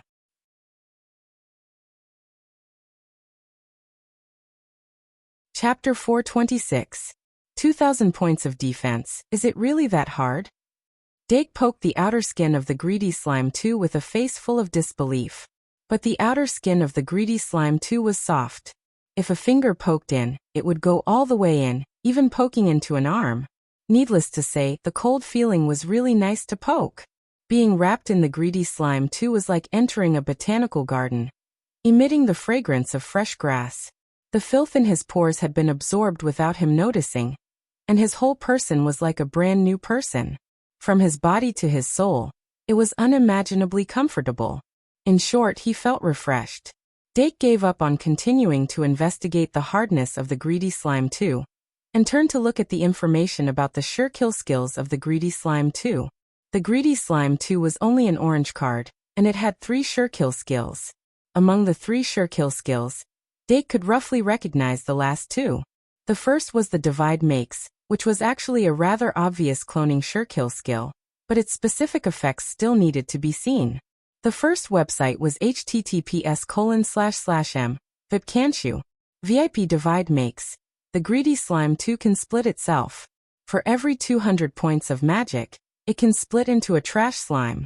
For every 400 points of magic, it can split into a greedy slime eye. The trash slime's 3 stats were magic power 100, attack 0, and defense 0. The greedy slime eye's stats were magic power 200, attack 0, and defense 0. In other words, the greedy slime 2 needed to consume twice as much magic power to split into a trash slime or a greedy slime eye. And according to the description, the slimes it split into seemed to be independent individuals, and didn't need a magic card like the Great Liberation to be used as an offering. If that was really the case, it meant that using a Greedy Slime 2 card could create a 15-star offering. Dake had watched quite a few duels, and had long been drooling over the methods of the seniors to increase their offerings. If he had a similar method, he would naturally be very happy. However, he did not immediately experiment with it. Instead, he turned to look at the next sure-kill skill, photosynthesis. Photosynthesis is a biological term. It usually refers to the process of green plants absorbing light energy and synthesizing carbon dioxide and water into energy-rich organic matter, while releasing oxygen. However, Greedy Slime 2's sure-kill skill, photosynthesis, clearly had a similar effect as Pokemon's life-sharing skill. Photosynthesis restores 1/2 of maximum mana. If it was a sunny day or a sunny day, it could recover up to 2/3 of its maximum MP in one go and recover 4 MP per second. If he was in a sandstorm, hailstorm, rain, heavy rain or fog, he would only be able to recover 1/4 of his maximum HP. It can't be used at night. This effect is rather similar to Moon Ibu's Moonlight. The only difference is that Moon Ibu is active at night, while Greedy Slime 2 is active during the day. If I use this ultimate skill to recover my mana, wouldn't Greedy Slime 2 be able to split more offerings? Thinking of this, Dake couldn't help but feel surprised again. Trash Slime was originally a failed product of an experiment. Who would have thought that with the right Great Sin card, it would become so buggy? Moreover, it had one last ultimate skill. Greed becomes a nature. From the name, Greed becomes a nature, was obviously the embodiment of greed. So it wouldn't be too bad. Greed becomes a nature. Greed from the root gives the Greedy Slime an endless desire. No matter what kind of treasure it is, it will always want to obtain more. And it will always be able to find what it wants. This description. Could it be another treasure hunting skill? Give it an item, and it will help you find more of the same kind of item. Dake's thoughts moved, and he had a preliminary understanding of greed becomes a nature. It was obviously different from the other treasure hunting skill, treasure sniffing. Greed becomes a nature was a sure-kill skill that could be used to find specific items. However, the prerequisite was that there had to be a sample in hand, and that sample had to be able to trigger Greedy Slime 2 as greed. If this sure-kill skill could be used correctly, it would be extremely useful. By the time Greedy Slime 2 had degenerated into a trash slime, Dake had already put away his notebook and other items. He said goodnight to the magic elves, and then quietly put the sleeping vampire daughter into his magic card. He then curled up under his blanket, and slowly fell asleep as he thought about what he had gained that night. When he woke up the next day, it was already late in the morning. Sloth had increased slightly, but it wasn't a big deal. Dake spent some time dealing with his daily affairs, and then he began to prepare for his exploration of the secret tunnel. According to the plan, he would spend the night in the secret tunnel until Sunday afternoon or night, so he had to prepare a lot of things. Other than the necessary food and water, he also had to prepare tools for camping. He also brought along the thinking bottle and the magic brain dropper, so he was fully prepared. And all of this was to find the moon goddess statue. As for why he was so sure that there was another moon goddess statue in the secret tunnel, of course, it was because the flower card in his hand could still be used to absorb bliss. The reason why the flower card could absorb bliss was because of the existence of the moon goddess statue. Under normal circumstances, after the previous moon goddess statue disappeared, the flower card's special ability should have lost its effect.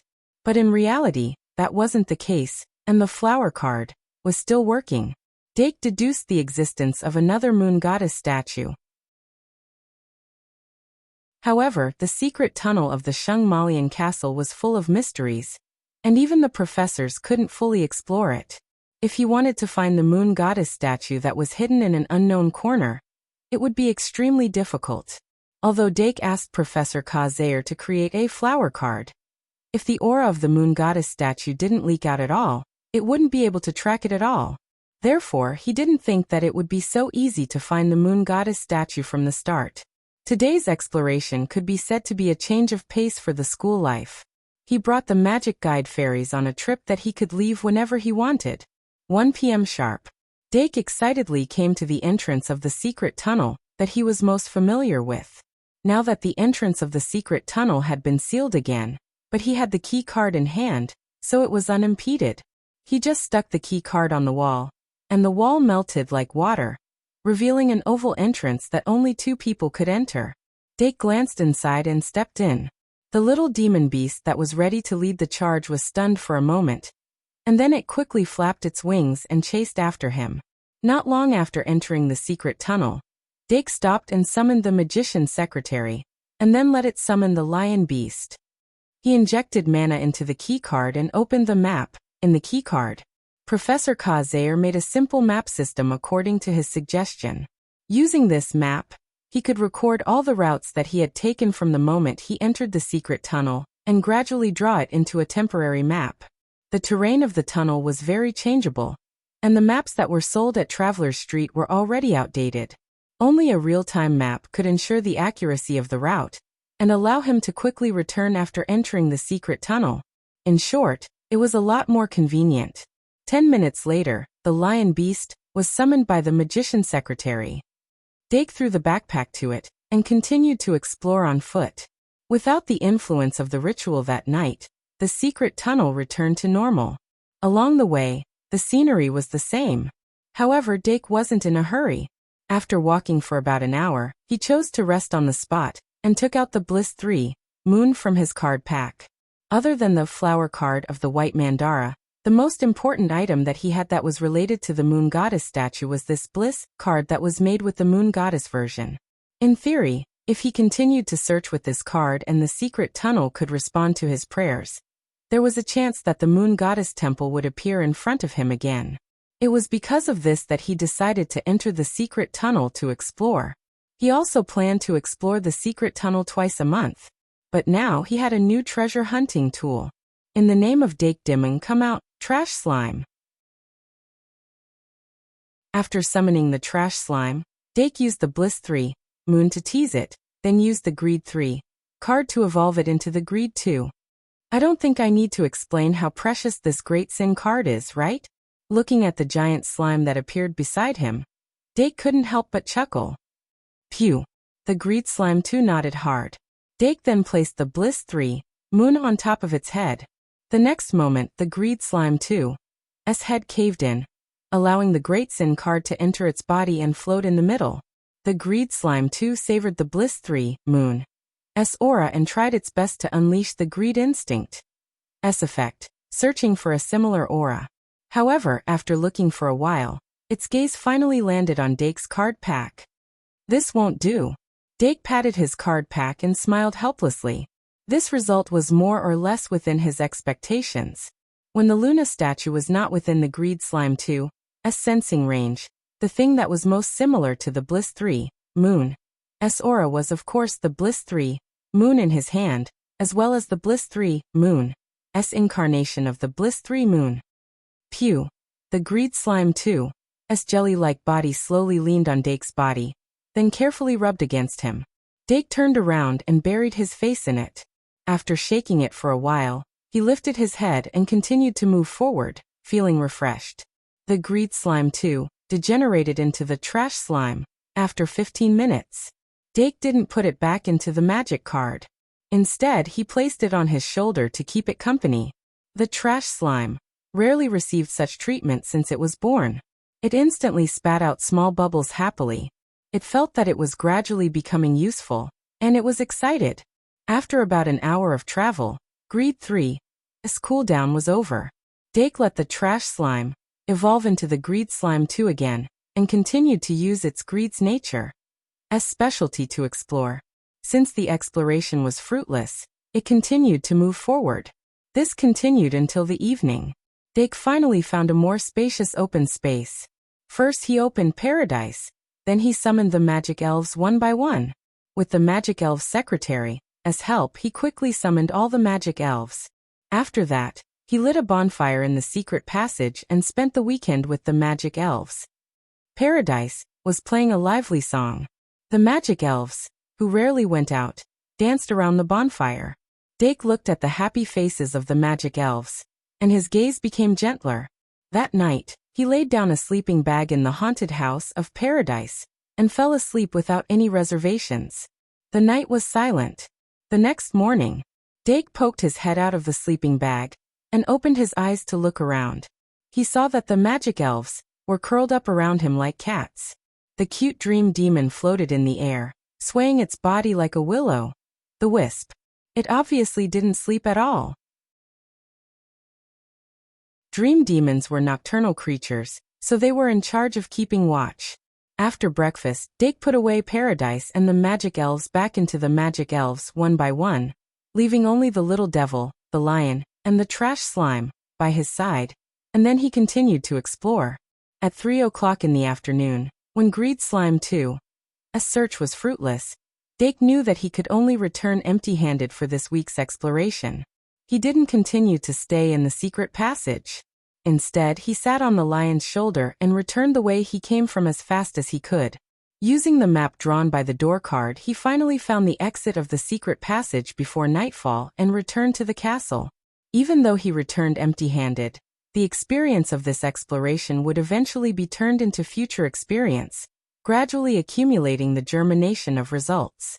In the depths of the secret passage, there were also subtle changes because of his return trip. Dake, who didn't know about this, had a sudden impulse after returning to his dorm. He set up his drawing board and drew a bonfire family portrait. Perhaps he didn't come out empty-handed. Until Tuesday night, Dake chose pride when he drew big sins. In fact, pride was the only choice he had. Greed, which had increased tremendously during the Duel Festival, had reached its critical point after a few days of drawing. Bliss was also below 95 points. Only pride, which had increased slightly after winning the championship, could be drawn again. In 4 nights, he had accumulated a total of 6 points of pride. Then it was Wednesday. With a hint of anticipation, Dark closed his eyes under the blanket. Good night. 2-in-1, 4/100+.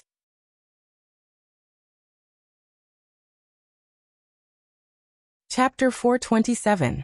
Every Wednesday afternoon was the time that the students looked forward to. They could take a break from their busy studies and have a good rest. Almost every Wednesday afternoon, the students thought so before the arrival of the Wednesday afternoon. However, every Wednesday afternoon, many students would suddenly find that they had a lot of homework to complete, so they could only whine and go to the library. Of course, a good student like Dake who would not leave his homework until the next day would not have such troubles. However, he still came to the library after his lunch break. Senior Panduola and Miss Bella were whispering behind the counter. When Dake appeared at the entrance of the library, Panduola immediately noticed him. She then said something to Miss Bella, picked up her backpack, and went around the counter. "Why are you in the library? Didn't you say it was the same old place?" Panduola asked with a smile. Dake also smiled. "It's more convenient to come here." "Which laboratory?" Panduola took out a bunch of keys from her pocket and said, "The same old place." The same old place was naturally the laboratory that they used to study the fusion magic card. The website was VIP. Dake thought about the time when his knowledge increased rapidly and felt a little warm in his heart. Last time he stood in the position of a pure beneficiary. This time, it was the other way around. He hoped that he could at least be of some help to his senior. Of course, participating in the experiment of a top student in the 4th grade was also very beneficial to him. The two chatted as they walked and soon arrived at the laboratory. "So, what kind of experiment is it?" Dake asked again when they walked into the laboratory. Panduola kept him in suspense. At this time she just blinked and said, "Take a guess." "What's there to guess?" Dake could not help but roll his eyes. "To be able to find me as an assistant, it should be an experiment related to fusion, right?" "You're so smart." Pandora extended her snow-white index finger and gently tapped his forehead. She then smiled and said, "I want to find out what kind of differences exist between magic guide fairies that can be fused and magic guide fairies that can't be fused." Dake thought for a moment and said, "So you're trying to find out the secret behind why some magic elves can be used as materials for fusion?" Panduola nodded. "You can say that." Dake asked with a curious expression. "Senior disciple sister, Are there any types of magic guide spirits that you can fuse with? Panduola looked into his eyes and asked. Of course I do. Why? Dake quickly shook his head. Nothing. What do I need to do? Panduola thought for a moment and said, I just need to perform a fusion summoning at the time I specify. Dake, that's it. Panduola smiled. That's it. Dake pondered for a moment before replying, that's simple. But doesn't senior sister also have a magic guide fairy that can fuse with you? Panduola shook his head and came up with a reason. That won't do. The magic guide sprite I have that can be used as a fusion material is too big. After fusion, it will become even bigger. It will be very inconvenient to research it. Alright, that's a good reason. Dake didn't pursue the matter. Then when do we start? Panduola made a hand gesture. Right away. But you have to help me set up the things first. Dake. Okay, senior disciple sister. Panduola was clearly prepared in advance. She took out a row of pre-concocted potions and a large number of items from her backpack. In just a short while the items filled up the entire table. In the name of Panduola Doragon I summon. After taking out the items, she activated the magic guide fairy card in her hand. As the summoning circle appeared, a basketball-sized magic guide fairy appeared. Dake looked at the magic guide fairy curiously. It was clearly a mechanical type. It looked like a small mechanical dragon with 4 claws and a round belly. It was somewhat similar to Panduola's tame demon, the young winged dragon. However, its metallic belly was embedded with an ancient clock. This is the clock dragon. Panduola reached out her hand and caught the clock dragon. It didn't look light at all. She gently stroked its back. The clock dragon's body is made up of countless gears. It's very sensitive to time and can help me with my delicate work. She then took out another magic guide card and summoned a second magic guide fairy. This magic guide fairy's appearance was a little strange. Its body was like a small lizard, but there was a round plate on its head that was larger than its body. The round plate was engraved with strange tadpole-like runes. After Panduola finished the summoning, she said, the secret rune lizard is a very unique and rare magic guide fairy. It can transform the fluctuations of aura into specific patterns. If you have the chance, I recommend that you refine a magic guide fairy of this type. Time Dragon, Secret Rune Lizard. Dake couldn't help but knock his head. I've heard of the Time Dragon before, but are the Secret Rune Lizards so rare that it's not recorded in the books? Panduola smiled. Something like that. I only managed to refine the Secret Rune Lizard by chance. It's very useful. After that, she carried the Secret Rune Lizard to the center of the laboratory and placed it on the ground. She then reached out her hand and pressed on the round plate on its head. The next moment, the Secret Rune Lizard's body seemed to deflate and turned into a piece of paper. The round plate instantly expanded and stuck to the ground, turning into a strange magic formation. Just as Dake was looking at it curiously, Panduola took out a piece of paper from her backpack and handed it to him. She then pointed at the props on the table and said, "Arrange these things according to the diagram on this piece of paper." Dake took a look at the paper and saw that it was a complicated diagram with the Secret Rune Lizard's round plate as the center. The edges of the diagram were made up of a large number of metal discs, metal beads, and metal pipes. The entire diagram was filled with a mysterious feeling. Barrisnangle diagram. You'll learn it in the future. Panduola said casually and started arranging it. Dake took some metal discs, metal beads, and metal pipes from the table and arranged the diagram around the Secret Rune Lizard's round plate. Just the process of setting it up took half an hour. When the two of them completed the final adjustments according to the diagram, they stood up and let out a sigh of relief. Panduola blushed and stood up. "You've helped a lot. If it weren't for you, just this diagram alone would take an hour to set it up." "It's nothing," Dake said curiously. "Is this some kind of magnetic field device?" Panduola was stunned and said in surprise, "You know about the Barrisnangle diagram?" Dake shook his head. "No, I just think it looks like it." Panduola praised and said, "Anyway, just prepare a little.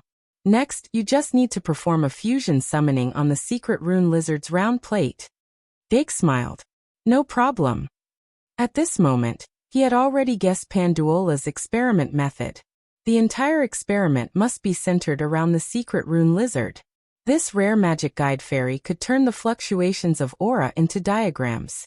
As for the so-called Barrisnangle diagram, it could be an amplification device, a stabilizing device, or a screening device. In short, as long as the fusion summoning was performed on the secret rune lizard's round plate, the secret rune lizard could turn the aura fluctuations produced by the fusion summoning into diagrams. Then it could be compared with the diagrams produced by the normal summoning to find the difference between the two. It was a simple comparison. Of course, because the magic guide fairy was not the same one, even if it was the same method of summoning, a lot of differences could be found. Therefore, it required the experimenter to have a very deep knowledge foundation, as well as a large number of reference groups and follow-up experiments to find and lock onto the difference that was unique to fusion. The experiment process was similar to what Dake expected. After Panduola gave the order, Dake summoned the Dirk Beast and the Dark Dirk Beast from the secret rune lizard's round plate. Then he used the fusion card. The Basti Beast appeared once again under such circumstances. However, because Dake had given the Dirk Beast and the Dark Devil Beast instructions beforehand, they didn't run around after appearing. Instead, they sat obediently on the round plate and waited. As Dake began to summon, the Barrisnangle diagram around the round plate released a magnetic field visible to the naked eye. Extremely complicated diagrams appeared on the magnetic field, and they were constantly changing. Zhonglong, who was placed on the experiment table, narrowed his eyes. He grabbed a pen and accurately drew all the diagrams on the paper. It's done. After Zhonglong finished recording, Panduola spoke. Dake recalled the Basti Beast. Immediately after, Panduola began to summon a magic guide spirit from the secret rune lizard's round plate.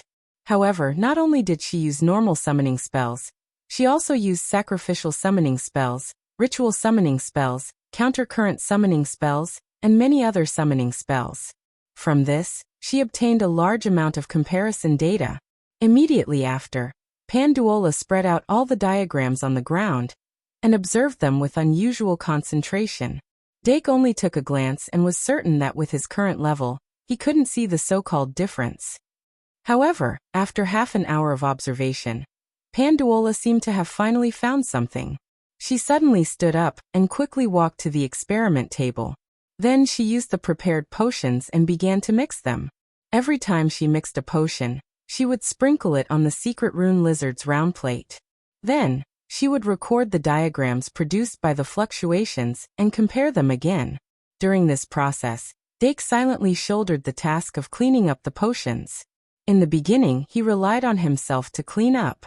However, later on, as Panduola's speed in mixing the potions became faster and faster, he simply summoned the trash slime and let it shine in his proudest domain. At this time, Panduola was completely immersed in the experiment and didn't notice the passage of time. In the blink of an eye, dusk arrived and the sunset attacked. Dake suddenly came back to his senses and realized that it was already late. He was a little surprised and summoned the polymorph. He ordered it to clean up the potions together with the trash slime while he quietly left the experiment room. There was still astronomy class tonight. Otherwise, he might have accompanied her in the experiment room. During the astronomy class, Professor Midya wasn't affected by the matter of the blood mistress. As usual, she taught all kinds of astronomy knowledge and supplemented it with astrology. Dake also brought Ibu along to listen to the class. In order to increase Ibu's learning efficiency, he would sometimes use Pride 3 and evolve Ibu into the Sun Ibu. After evolving into the Sun Ivan, its divination talent had instantly increased, and its understanding of astrology had also become easier and simpler. Even if it degenerated back into Ibu, this knowledge and understanding wouldn't disappear. Through this method, Ibu-chan's learning path, which had always been difficult, finally became smoother. Now, it could be said that she had a bit of a foundation. From 7:30 to 9 o'clock, the astronomy class that lasted for an hour and a half finally ended. Dake took the textbook and immediately rushed to the experiment room. However, when he pushed open the door and entered, He found that Panduola was still repeating the process of comparison analysis, mixing potions, recording images, comparison analysis. She was like the most precise machine. Her thinking didn't become bored or negligent because of this repetitive work. You've worked hard. Dake patted the polymorph that was in charge of moving the trash slime, and took over the job again. He used the trash slime to clean up the potions in the disc while observing Panduola. There weren't many opportunities to quietly observe her like this. He looked at her face that shone with a bright light. Dake's thoughts gradually drifted away from the experiment. He slowly recalled the process of getting to know Panduola and the little changes that happened to her during this process. At first, her smile was often perfunctory and fake, but later it became more and more sincere. Her changes were actually very obvious. Especially around the Christmas holidays, her state of mind was obviously different. Of course, Dake wasn't conceited enough to think that this change was caused by him. He recalled the past bit by bit. Unknowingly, he had a more comprehensive understanding of the clues. Then, inspired by the recent events, he suddenly had an idea that he didn't know why he felt that it was very reliable. Senior Panduola. She couldn't have found her mother, could she? Once this idea came out, it couldn't be stopped. After connecting the dots, Panduola went to the Forest of Exile to mourn after Christmas.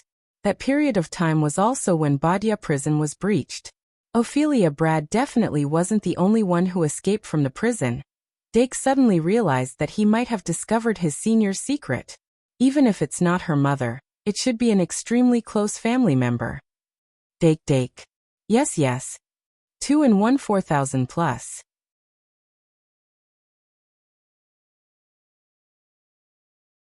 Chapter 428. Dake, who didn't realize that he was distracted, suddenly raised his head and saw Panduola's face right in front of him. A faint fragrance wafted into his nose, bringing him back to his senses. He subconsciously took a step back and said, "Senior, is the experiment over?" However, Panduola shook her head and said regretfully, "Not yet. I'll go back and think about it carefully for the next 2 days. Let's come again this Friday. Do you have time?" Dake thought for a moment and nodded. Friday it is then. Then the two cleaned up the remnants of the experiment and put the bottles and jars back into their backpacks before leaving the laboratory. At this time, the bright moon was hanging high in the sky. The moonlight shone on the castle's passageway and made it hazy. The two walking side by side were like a golden couple that walked out of a fairy tale. Even the passers-by who saw them couldn't help but sigh. When they reached the fork in the road that led to the Magic Institute's tower and the Noble's tower, the two stopped at the same time. Dake spoke first. "Senior, let's part here." Panduola smiled. "Aren't you going to send me to the tower?" Dake shrugged. "I also want someone to send me back to the tower." Panduola laughed. "I'm just kidding. Good night." Dake waved his hand. "Good night." After returning to the dormitory, Dake didn't continue to think about Panduola's secret. Instead, he was very interested in the fusion experiment today. He wanted to find out the difference between a magic fairy that could be used as a fusion material and one that couldn't. If he succeeded and extracted this difference, would he be able to refine a magic fairy that could be used as a fusion material? Although Dake could refine a Diru beast that could be used as a fusion material, it was actually due to the uniqueness of the Digibeast and a bit of luck. Just like senior sister Pandora's fused magic fairy, it was more or less based on luck. In a situation like this, it was very likely that he would only be able to refine a magic fairy that could be used as a fusion material. As for other fusion materials, it would be impossible to find them. In short, it was very awkward. If Panduola wasn't doing this for academic research, she would most likely be in this awkward situation. Therefore, she wanted to use research to find a way to solve this situation. Dake thought about it for a while and shook his head in the end. Panduola's methods in the experiment were too brilliant. He wanted to learn, but he didn't know where to start. Perhaps at some point after the ladder of knowledge is completed, I will suddenly be able to comprehend it. Dake smiled and immersed himself in his studies. Peaceful times always pass very quickly. In the blink of an eye, it was Friday afternoon. Once again Dake's TTS and sets DSSS of STS. SSSS. As soon as he started, Dake noticed that the SSSS was completely different from the S, so he asked in confusion. Panduola smiled and told him that's is comma. Was is comma, is a. Dake patted his head and continued asking questions. Panduola answered one by one. But this way the S construction took more time. About 40 minutes later, they finished the construction. Dake followed Panduola's instructions and summoned the Basti S. Pandora obtained more information from this, and then quickly plunged into the cycle of comparative analysis, concoction of potion, recording of images, comparative analysis. Dake was already prepared. This time, after making the slimes and 100 faces move, he took out a book and read it with great interest. However, the experiment lasted longer than he expected. Perhaps it was because it was Friday. Panduola didn't stop even though it was late at night. The clock on the wall turned from 9 o'clock to 10 o'clock, then to 11 o'clock, and then to 12 o'clock. Seeing that the closing time had passed, Panduola continued her experiment in an orderly manner. Dake occasionally raised his head to look at her's busy silhouette. He finally understood why she was able to become the first seat of the 4th years. But in the eyes of the students in the same year, wasn't this the reason why Dake Dimming was able to be the top among the first years? No one's success was a castle in the air. Every step, every footprint, was the norm. Dake didn't remind her. He just stayed in the laboratory and silently accompanied her as she continued her experiment. 'Twas 2:23 in the morning. Panduola sprinkled a bottle of pre-concocted potion on the disc. She obtained a new graphic information from it, and only then did she suddenly wake up. Her face was clearly in high spirits, and she sped up the concoction of the potion. In just a short time, she had concocted a new potion that was exactly the same as the previous one. She then poured it onto the secret runic lizard's disc, and obtained new information. She then compared it repeatedly.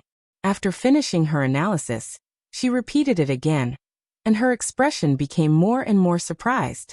It wasn't until 3 o'clock that she reconfigured 2 identical bottles. Then she wrote down the formula in handwriting before she stopped. My luck is pretty good. I didn't expect to see results in just over a month. Panduola turned around and did some chest stretching exercises. His heart was surging. Dake was equally excited and asked, "Was the experiment a success?" Panduola shook his head and said, "It can't be considered a success. It can only be said that we have the results of the first phase." Then, she lifted a bottle of magic potion and shook it. She smiled and said, "I found a special wave in it and then concocted a bottle of magic potion with similar waves. If it succeeds, I'm going to name it Fusion Factor." Dake asked curiously, "Can this fusion factor be used to refine a magic elf that can be used as a fusion material?" Panduola shrugged and said, "Most likely not. But my goal is to increase the probability by a little. Here, this bottle is for you. There's also this formula." Dake looked at the potion and didn't pretend to be pretentious. "Can I brew this potion with my skills?" Panduola blinked and said, "It doesn't require much skill, but the materials might be more expensive." "All right." Dark took the bottle of magic potion. "Then this bottle of magic potion will be my reward." Panduola said, "It's an advance payment. If there's a chance to improve it further, I'll give you the real reward." Dake said, "I feel like I've made a killing." Panduola smiled and said, "I'm the one who's making a killing. Although there are many people who have fused sprites, there aren't many who can make them as stable as yours. Even my fused sprite isn't as stable." Dake said, "But if it weren't for Senior, I definitely wouldn't have been able to make something like this. Fusion factor. It might bring me good luck." Panduola couldn't help but be curious. "You've already thought of how to use it?" Dake smiled. "I've thought of it, but I'm still missing a material. If I can't gather it before the end of the term, I'll probably use it when I get home." Panduola thought for a moment and guessed Dake's thoughts. She asked directly, "What material are you missing?" Dake said, "A material with enough pure light attribute." Panduola thought for a moment, and turned around to rummage through her backpack. "Wait a moment." Dake couldn't help but narrow his eyes. In fact, when he answered, he had already realized that he might be living off a woman for once. But was it embarrassing to live off a woman? Embarrassing. Therefore, Dake picked up his lost face and put it back on. Then he watched as Panduola took out a white bead from her backpack. This white bead looked very ordinary at first glance. There were no engravings on its surface, and it didn't emit light. However, if one were to examine it carefully, they would be able to sense a trace of light from it. "What's this?" Dake asked. However, senior sister Pandora casually tossed the bead to him. Dake caught it, and habitually injected a trace of magic power into it. In the blink of an eye, the dusty pearl released an extremely dazzling white light, illuminating the entire laboratory in a snow-white color. Dake hurriedly closed his eyes, and waited for the bead to calm down before opening them again. He happened to see his senior snickering. His face darkened as he said, "So what's this bead?" Panduola explained, "A white dragon bead. Although it's the smallest one in my inventory, if you want it, I'll give you at least this much." As she said that, she stretched out 3 fingers. Dake raised his eyebrows. 300,000? Panduola was stunned for a moment before saying, "I think there's something wrong with your values." Dake was surprised. "What? Do you want 3 million credits?" Panduola rolled her eyes. 30,000. I'll only take 30,000 from you. I know you have it, right? I do have it, Dake said. But this is a white dragon bead. Is it really only 30,000? Do you know what a white dragon bead is? Panduola asked. Isn't a white dragon bead? Dake suddenly froze. For the first time, he realized that he really didn't know what a white dragon bead was. Panduola yawned slightly and said, I knew you would be like this. The term dragon bead is indeed very bewitching. When ordinary people hear it, they will subconsciously think that it's some kind of bead produced inside a dragon's body. However, they can't say what kind of bead it is. Of course, they can't say it out loud either. That's because a dragon bead isn't actually a crystallization of a dragon's body. It's just a kind of mineral that's associated with a dragon. Among them, the ones that are in good condition, the ones that are smooth and round are called dragon beads. Dragon beads have the aura of a dragon. High-grade dragon beads are even formed after being soaked in dragon blood for a long time. They have already been endowed with spirituality by the dragon blood. The white dragon bead I gave you can only be considered to be of ordinary quality. It has neither spirituality nor special effects. However, it's more than enough to be used as a supplementary material for the light element. Also, at this point, Panduola paused and looked into Dake's eyes. Dake asked, also what? Panduola looked at him strangely. Also, it's very compatible with the reverse scale I gave you. Dake blinked and immediately realized that his thoughts had been seen through. Helpless, he could only take off the mask and say, I want to refine a dragon. Panduola didn't get angry at all. She said, my sky white dragon was successfully refined using the highest grade dragon bead and a large amount of dragon blood and scales. If you want to imitate it, although I'm very happy, it's impossible to succeed. Dake smiled. Of course not. My goal is to refine another type of dragon. If I succeed, I'll definitely let Senior be the first to witness it. Panduola's face turned serious. I'm looking forward to it. Dake took out the Academy card from his card bag and waved it. Then I'll settle the bill first. After the credits were paid, Dake began to help Panduola tidy up the laboratory. According to the Academy's rules, students could freely trade with each other. However, it had to be an exchange of equivalent value. Of course, this equivalent value had a vague range. If it was not equivalent value, one could choose to borrow money. However, the limits of borrowing were also written in the Academy's rules. In short, every transaction made with the Academy card was clearly recorded, so as to prevent unfair transactions as much as possible. Under normal circumstances, the Academy wouldn't calculate the credits. However, at the end of every school year, in order to evaluate the school championship competition, the Academy would calculate the credits of all the students. Some unfair transactions would be exposed. Adhering to the principle of refunding more and paying less, Some students might suddenly be saddled with huge debts, while others might be blessed with riches.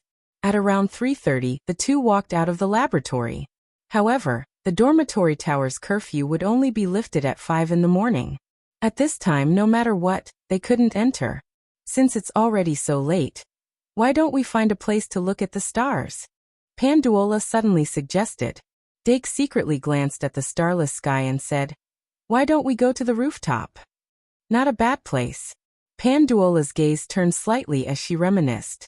Of course, she wouldn't forget the time when she had a barbecue with Dake on top of the castle. Even if there was no barbecue now, it would be nice to lie on top of the castle for a while. Right, you already have the flight incantation, right? Then let's go up directly.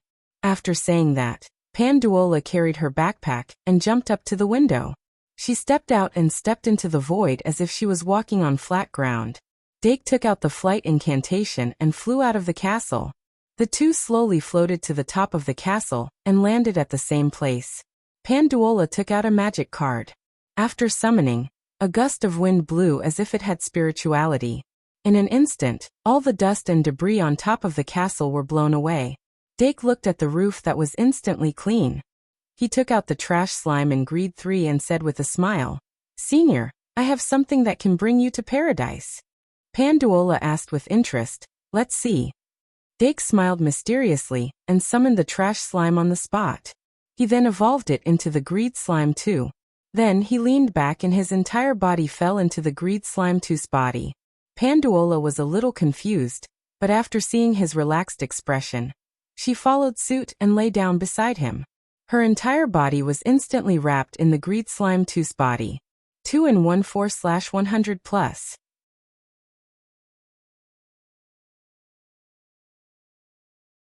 Chapter 429. What did it feel like to be wrapped in a greedy slime 2? The refreshing fragrance of plants lingered in his nose. The oily feeling from staying up all night was stripped away. The messy thoughts in his mind were gradually smoothed out. He felt refreshed as if he had been reborn. It was unimaginably comfortable. It was a pity that this extreme enjoyment could only last for 15 minutes. It was a pity. Just as Dake and Panduola were immersed in bliss, the greedy slime 2 suddenly moved and gently lifted the two of them up. Then it degenerated into a trash slime in the light. Dake turned around and bent down, hugging the trash slime to his chest. He then smiled and asked, "How is it, Senior? Does it feel good?" Panduola couldn't help but look as if she hadn't had enough. "I feel like all the fatigue in my body has disappeared. If it knows how to massage, it'll be even more irresistible." Gurgle, the trash slime's body shook. It was obvious that it had heard her words. Dake smiled and sat down on the spot with the trash slime in his arms. He looked up at the starless sky and took a deep breath. The air in the early hours of the morning is always so fresh. Panduola hugged her knees and sat down beside him. She teased, "Why does it sound like you often sneak out in the early hours of the morning?" Dake leaned back and said, "Am I that kind of person?" Panduola also looked up at the sky and said casually, "You don't seem like it, but maybe you are." Dake changed the topic. "Senior, where do you plan to go during the semester break? Why are you suddenly asking this?" Panduola was confused. Dake said, "I'm just curious." Panduola said helplessly, "How should I put it? I've always stayed in school. If Bella had something to do, she would usually bring me along." Dake asked, "What about this year?" "This year?" Panduola's eyes showed a hint of longing. "This year I'll go out." Dake's heart skipped a beat, and he became more confident in his previous guess. After a while he added, "If you happen to pass through the capital, don't forget to drop by my house." Panduola turned to look at the side of his face and said gently, "If there's a chance, of course I'll pay you a visit. When the time comes, don't turn me away." Dake, "Of course not." Panduola looked at the sky again, his voice faintly discernible. "I really want to see the Valkyrie with my own eyes. You know what? Many goddesses in our academy idolize your mother." Dake stroked his chin and said, "That's normal." After all, Yelvet was indeed a high-quality idol.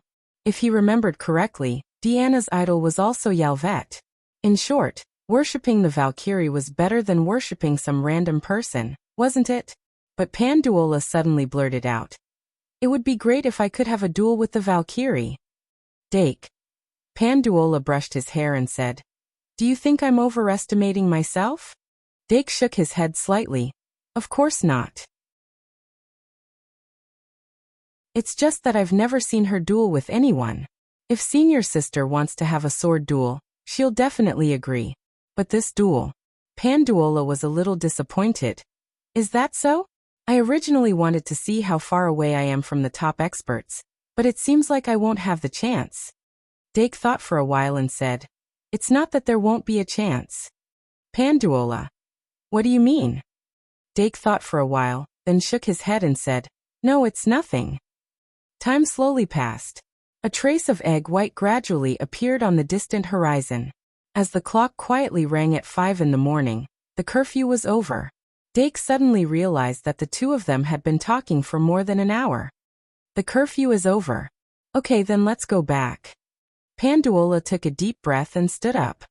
Remember to sleep more. I will. Good night. It's morning. Good night. Okay, good night. Dake smiled and watched her fly directly from the top of the castle to the Magic Institute's tower. When her back disappeared from the castle, Dake used the flight spell and turned to fly back to the Aristocratic Institute's tower. After returning to the dorm, he summoned the Dilu beast, the garbage slime, and the polymorph monster. Then, he crawled into bed with a heavy feeling of fatigue. He slept all the way until noon. After waking up, Dake could clearly feel that his body was still tired. He sat on the bed and thought carefully, then gave up on exploring the secret passage this week.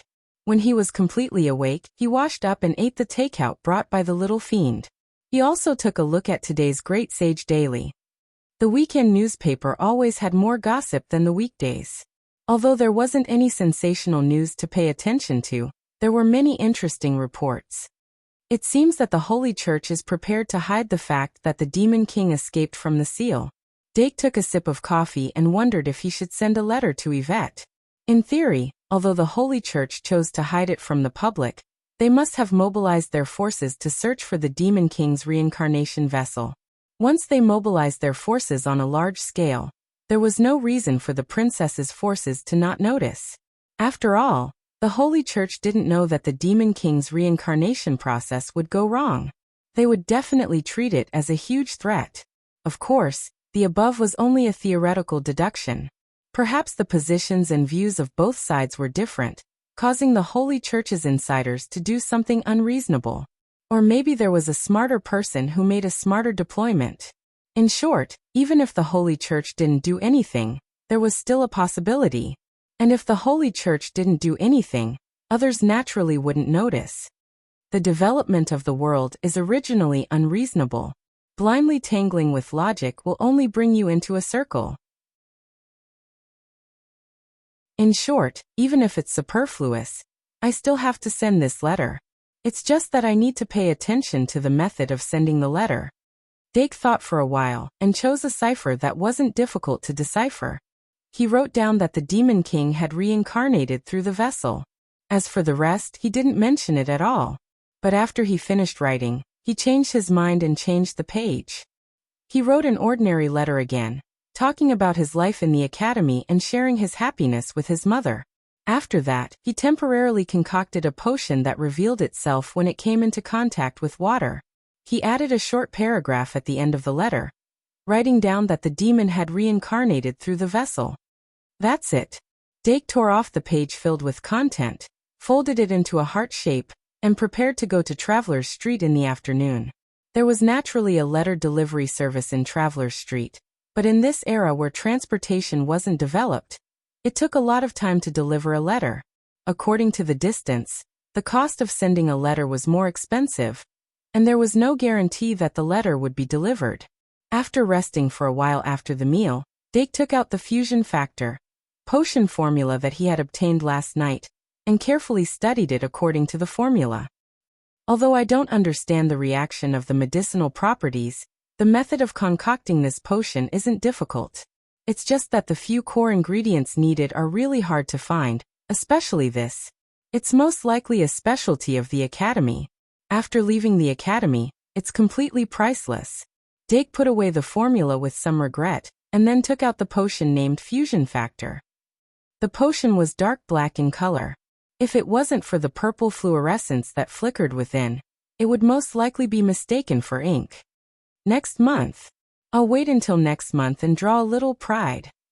I'll use the dragon grass to cultivate a pride fruit. Whether it'll succeed or not is another matter. Since Senior Panduola has tacitly agreed that I'll refine her Christmas gift, then the last of my worries are gone. Pride fruit dragon. Plus white dragon pearl plus fusion factor, plus dragon's reverse scale equals? It'll be great if I can successfully refine that light attribute dragon. But the grade of the ingredients might not be enough. It's also possible that I can refine other lesser magic elves, or it might even fail. Dake tilted his head and thought for a long time before putting the potion back and going out to Traveler's Street to send the letter. The next day at 7:30 p.m., Dake was working hard to learn about zoo when the branch card in his card bag suddenly vibrated. At first, he thought it was about tomorrow's class schedule, but when he opened it, he found out that it was an invitation from Professor Stephen Harvey. The Soulless Curse has been improved. Dake's heart skipped a beat. He immediately put on his coat and walked quickly to the teacher's dormitory. When he came to Professor Stephen Harvey's dormitory again, Dake was already quite familiar with it. Knock, knock, knock. He knocked on the dormitory door, and Professor Stephen Harvey quickly opened the door. Good evening, Professor. Good evening, Dimung. Professor Harvey stepped aside to let him in. As Dake walked in, he said, Professor, it's been improved already? It's not that fast. Professor Harvey closed the door and smiled. It's been almost half a month. Anyway, come in and have a cup of tea. Dake walked into the room and found a pot of black tea and some exquisite pastries on the coffee table. He didn't expect Professor Harvey to be in the mood for such leisure, so he had to suppress his impatience and accompany him to drink tea and eat pastries while chatting for half an hour. When they were chatting happily, Professor Harvey brought up the Soulless Curse again. He had indeed made some improvements to the Soulless Curse. Based on the beginner Soulless Curse that Dark had obtained from the Holy Grail, he had deduced the rest of the Soulless Curse. Now not only had he finished deducing the beginner Soulless Curse, but he had also completed most of the intermediate and advanced Soulless Curse. There was no doubt that Professor Stephen Harvey's knowledge was profound. Just like he said, the Soulless Curse was just a small trick to him. However, even if it was a small trick, he wouldn't use it carelessly. He was very careful when teaching. The beginner version of the Soulless Curse is here. You can make a copy.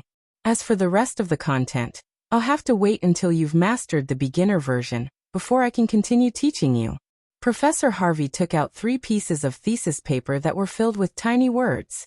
He only stapled them in the upper left corner. Dake first browsed through it from beginning to end. After confirming that there were no mistakes, he summoned the Sorcerer Secretary and ordered it to record the beginner version of the Soulless Curse. Your Sorcerer Secretary sure is convenient. Professor Harvey suddenly became interested and carefully looked at the Sorcerer Secretary. Dake put the Sorcerer Secretary back into the card after it finished recording. Professor Harvey showed a regretful expression and said, It's getting late. If there's anything you don't understand, you can come here and ask me. I'll be in the dorm most of the night. Dake quickly said, Thank you, Professor. Professor Harvey said, Be careful when you study. It was getting late. When Dake returned to the dorm, it was already 9:30 at night. After careful consideration, he decided not to experiment. Instead, he summoned the Sorcerer Secretary and memorized the beginner version of the Soulless Curse by copying. It took him 2 days just to memorize everything without missing a single detail. 2 nights later, he began to study the beginner version of the Soulless Curse sentence by sentence. With the beginner version of the Soulless Curse as a foundation, Dake's research went very smoothly. His understanding of the beginner version of the Soulless Curse also deepened rapidly. However, he still didn't try it out. After all, the Soulless Curse was a curse that touched the soul. If he wasn't careful, it could have a very serious effect. He had to be very careful.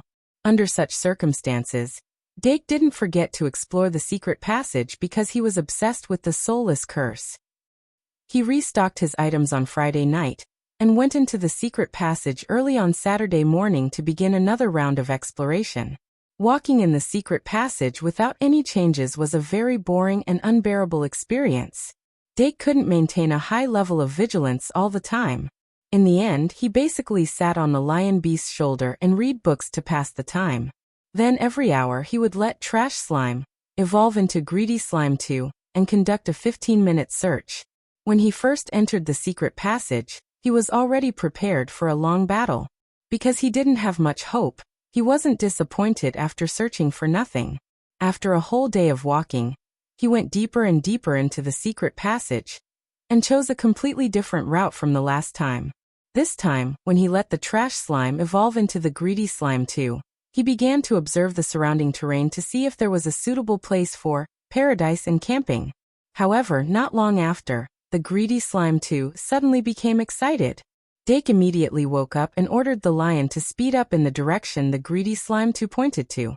When the Greedy Slime 2 degenerated into the Trash Slime 2, the White Devil's Snare flower card, and Dake's hand finally reacted. Pure White Devil's Snare flowers flew out of the card and connected into a long string, flying forward like wind chimes. Dake's eyes flashed. Found it. 2 in 1 4000 plus.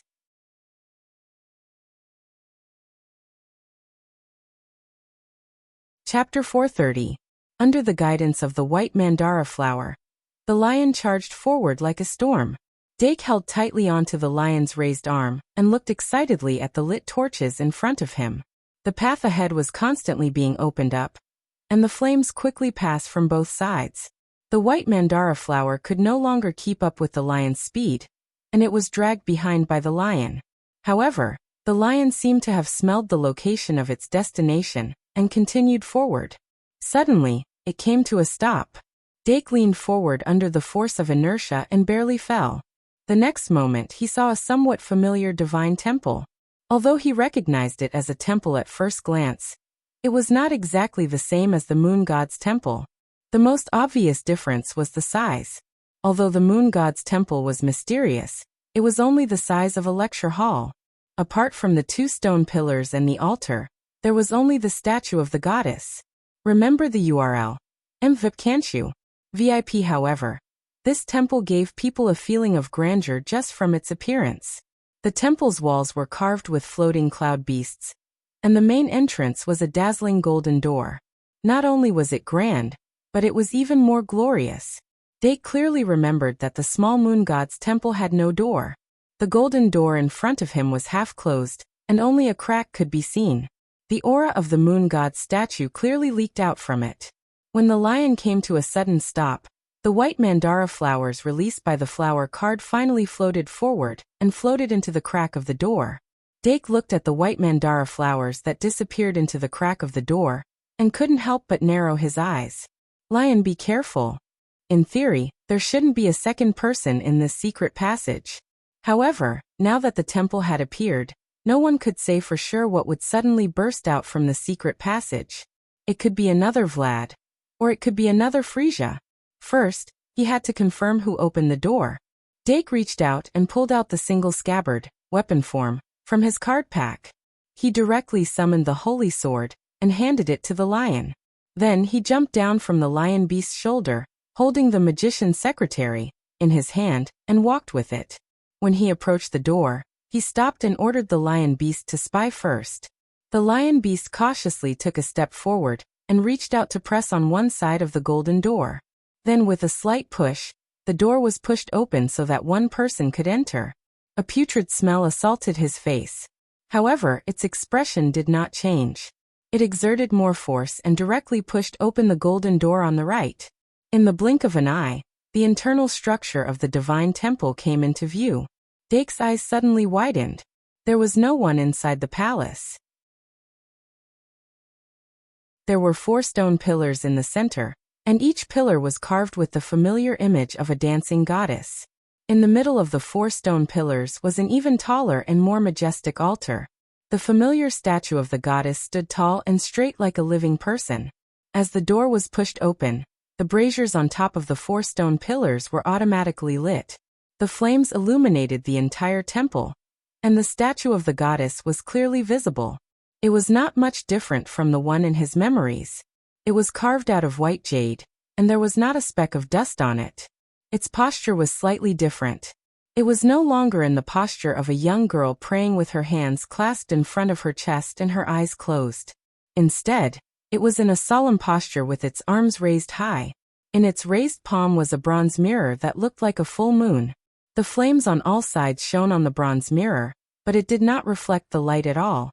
It was as if all the light had been sucked in, causing the surface of the mirror to be pitch black. This statue. Dake looked at it from afar, and felt that there was something different about this statue. He carefully continued to observe the surroundings. After confirming that there was no one around, he ordered the little fiendish beast to go to the back of the altar to check. Although this temple was bigger than the previous one, the structure of the building was still clear at a glance. Only the back of the altar could hide someone.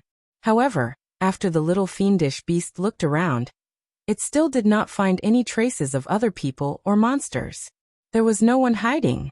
But if there was no one hiding, then who opened the door of the temple and let the aura leak out?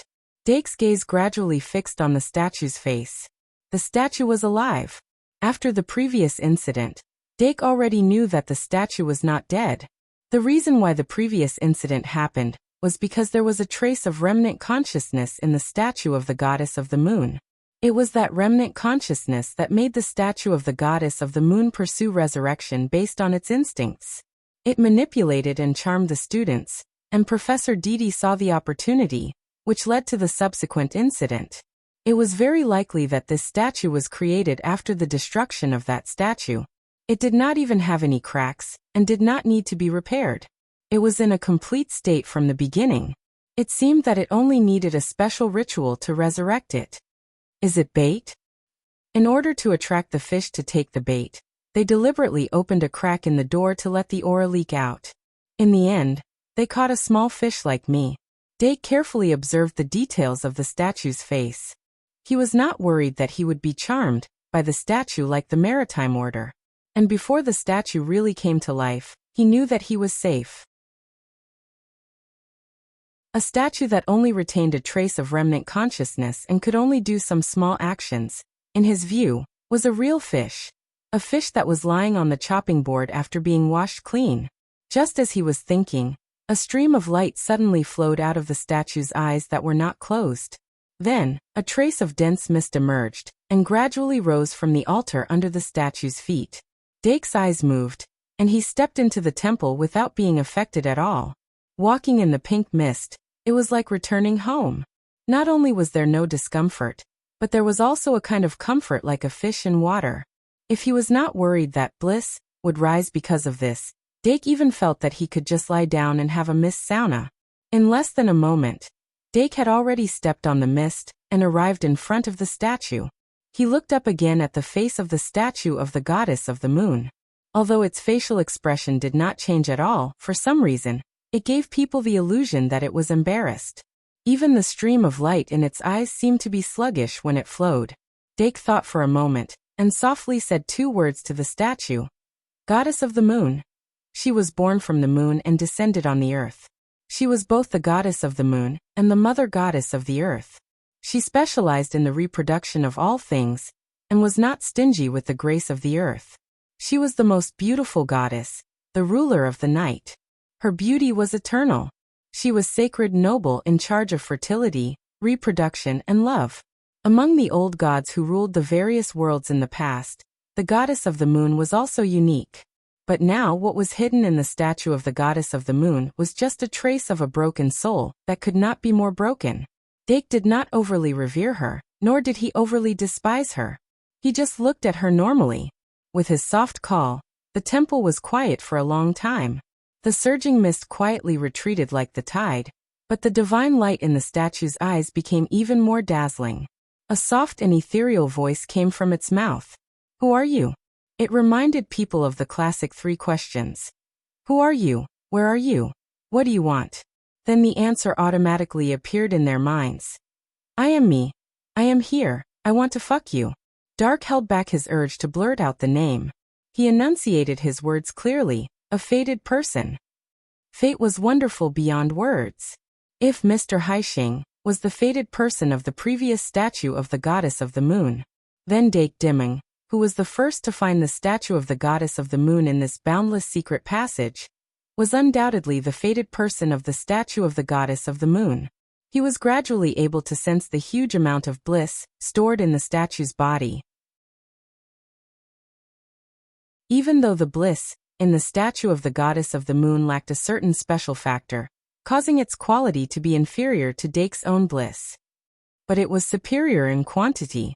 Dake estimated that there were at least 100 points of bliss in the statue. Even if the ratio was 3:1, it was equivalent to 30 points of bliss in Dake's body. That was the amount of bliss that could be forcefully poured into the little demon beast's body, allowing it to evolve into a siren beast. If Dake had a more advanced alchemy formation, perhaps he could create a bliss moon on the spot.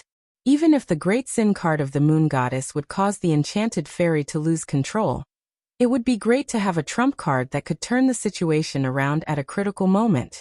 It was a pity that Dake still hadn't reached the threshold of the Great Sin card's exclusive alchemy formation.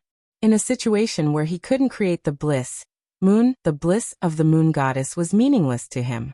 On the contrary, the remnant consciousness in the statue of the moon goddess was his ultimate goal in coming here. Based on the traditional virtue of peaceful means before resorting to force, Dake didn't want to use violence if he could solve the problem through communication. Therefore, he restrained himself. The two of them didn't speak the same language. Instead, it was a communication based on spiritual consciousness. After the moon goddess received a response to her first question, she couldn't help but fall silent again.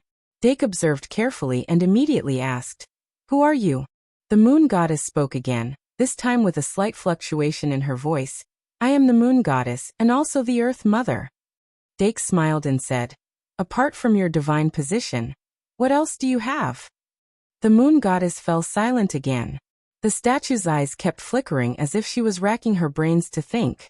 Dake wasn't in a hurry and patiently waited. However, the moon goddess still didn't respond.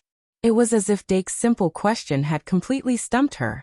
Therefore, the kind-hearted Dake Dimming changed his question. "Do you want to know the meaning of your existence?" This time, although the moon goddess was silent for a while, she finally responded, "No need. The meaning of my existence is to find the source of my divinity." Although it was a mouthful, it was actually resurrection, right? As expected, it was just like how living creatures pursued reproduction. It was an instinctive action. Dake pondered and said, "Have you ever thought that after finding the source of your divinity, you would no longer be yourself?" After all, she was just a remnant soul. The moon goddess's ability to think was clearly not strong. After racking her brain, she finally blurted out, "Why?" Dake patiently explained, "You call yourself the moon goddess, but other than the outer shell of your divine position, you don't even have a real name. Therefore, your divine position is just your appearance. You are just a trace of consciousness derived from the divine statue. You are a divine statue, not a god." The moon goddess suddenly choked, as if everything she knew until now had been turned upside down. She said in shock, "I am a divine statue?" Dake raised his hand and pointed at the lifelike statue. He said in a matter-of-fact tone, "If you are not a divine statue, can you really be a god?" "No, I am a god." The moon goddess subconsciously refuted. Dake said faintly, "No, you are just a consciousness born from a divine statue. Other than the appearance of the moon goddess, you have nothing else. Once you find the source of your divinity, it will be the moment your consciousness will be swallowed up by the true consciousness of the moon goddess." "You are lying." The moon goddess's voice fluctuated even more violently. Dake said with pity, "Why would I lie? What is the point of lying to me? You are just a consciousness born from a divine statue. Before I exposed you, you were dreaming of becoming the moon goddess, but you did not know that you were just a tool for the moon goddess resurrection." The moon goddess said, "No, I am not." Dake nodded. "Yes, you are not a god. You are a statue." The moon goddess said, "No, I am not a statue. I am a god. Dake asked curiously. Do you really think you are a god? Then what about your divinity, and your divine authority? The moon goddess's voice clearly became weaker. That is because I am in my weakest state. Dake. So weak that you have become a statue. The moon goddess. Dake's lips curled up slightly. He turned around and ignored the moon goddess's remnant consciousness, who did not know anything about him, and strolled through the grand temple. This temple was even more majestic. There was a circle of murals that started from the left side of the door and ended on the right side.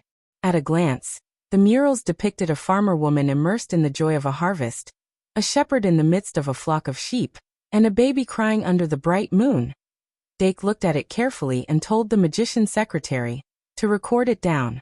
This long mural reminded him of the Huangjingua mural that he had obtained with Ai Ma. If he could decipher this mural, he might be able to gain something else. After circling around, he returned to the bottom of the statue and leisurely stared at the statue that no longer had any signs of movement. This statue was too harmless to him. As for whether the remnant consciousness of the goddess of the moon was born from the statue, or the remnant soul of the real goddess of the moon, that was not important. Dake said casually, "You don't mind changing your living environment, right? 2 and 1 4,000 plus.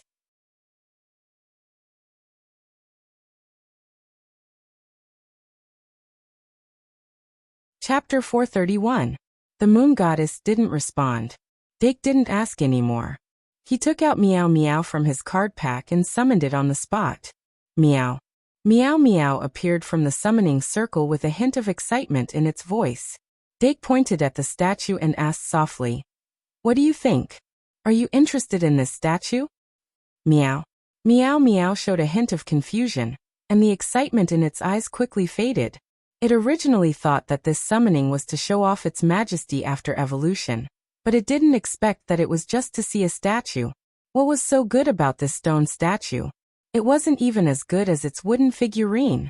Remember, https://mvipcan'tchu. VIP Meow Meow Meow. Meow Meow immediately shook its head. Can't I? Dake couldn't help but feel a little disappointed. However, Meow Meow was the incarnation of greed, not bliss. It was normal for it to have no interest in the statue of the moon goddess. But since Meow Meow couldn't put its passion into the statue, the plan to rely on it to carve the statue would have to be aborted midway. Looks like I'll have to do it myself. Dake took a light breath and didn't recall Meow Meow. Instead, he continued to take out the piece of living metal from his backpack.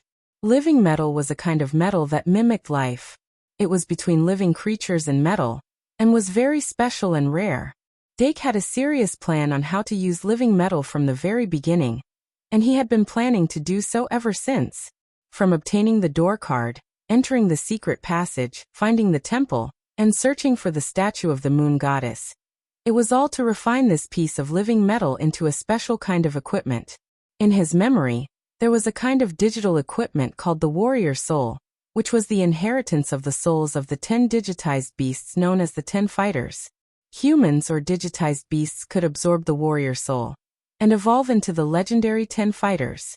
The fighter's soul could be divided into 2 forms, namely the human form and the beast form. Some of the human form and the beast form could even be combined into the ultimate digital beast. After Dake recalled it, he came up with the idea of using the living metal to refine the warrior soul. However, he had no way of obtaining the souls of the 10 fighters. Therefore, he set his sights on the goddess of the moon. If he injected the remaining soul of the goddess of the moon into the living metal, and refined it with the triad equipment refining method, he might be able to refine equipment similar to the warrior soul. Dake's idea could be said to be extremely bold. If it were anyone else, even if they knew that there was a moon goddess statue hidden in the secret passage, it would be difficult for them to have such blasphemous thoughts. However, he was not worried about that at all.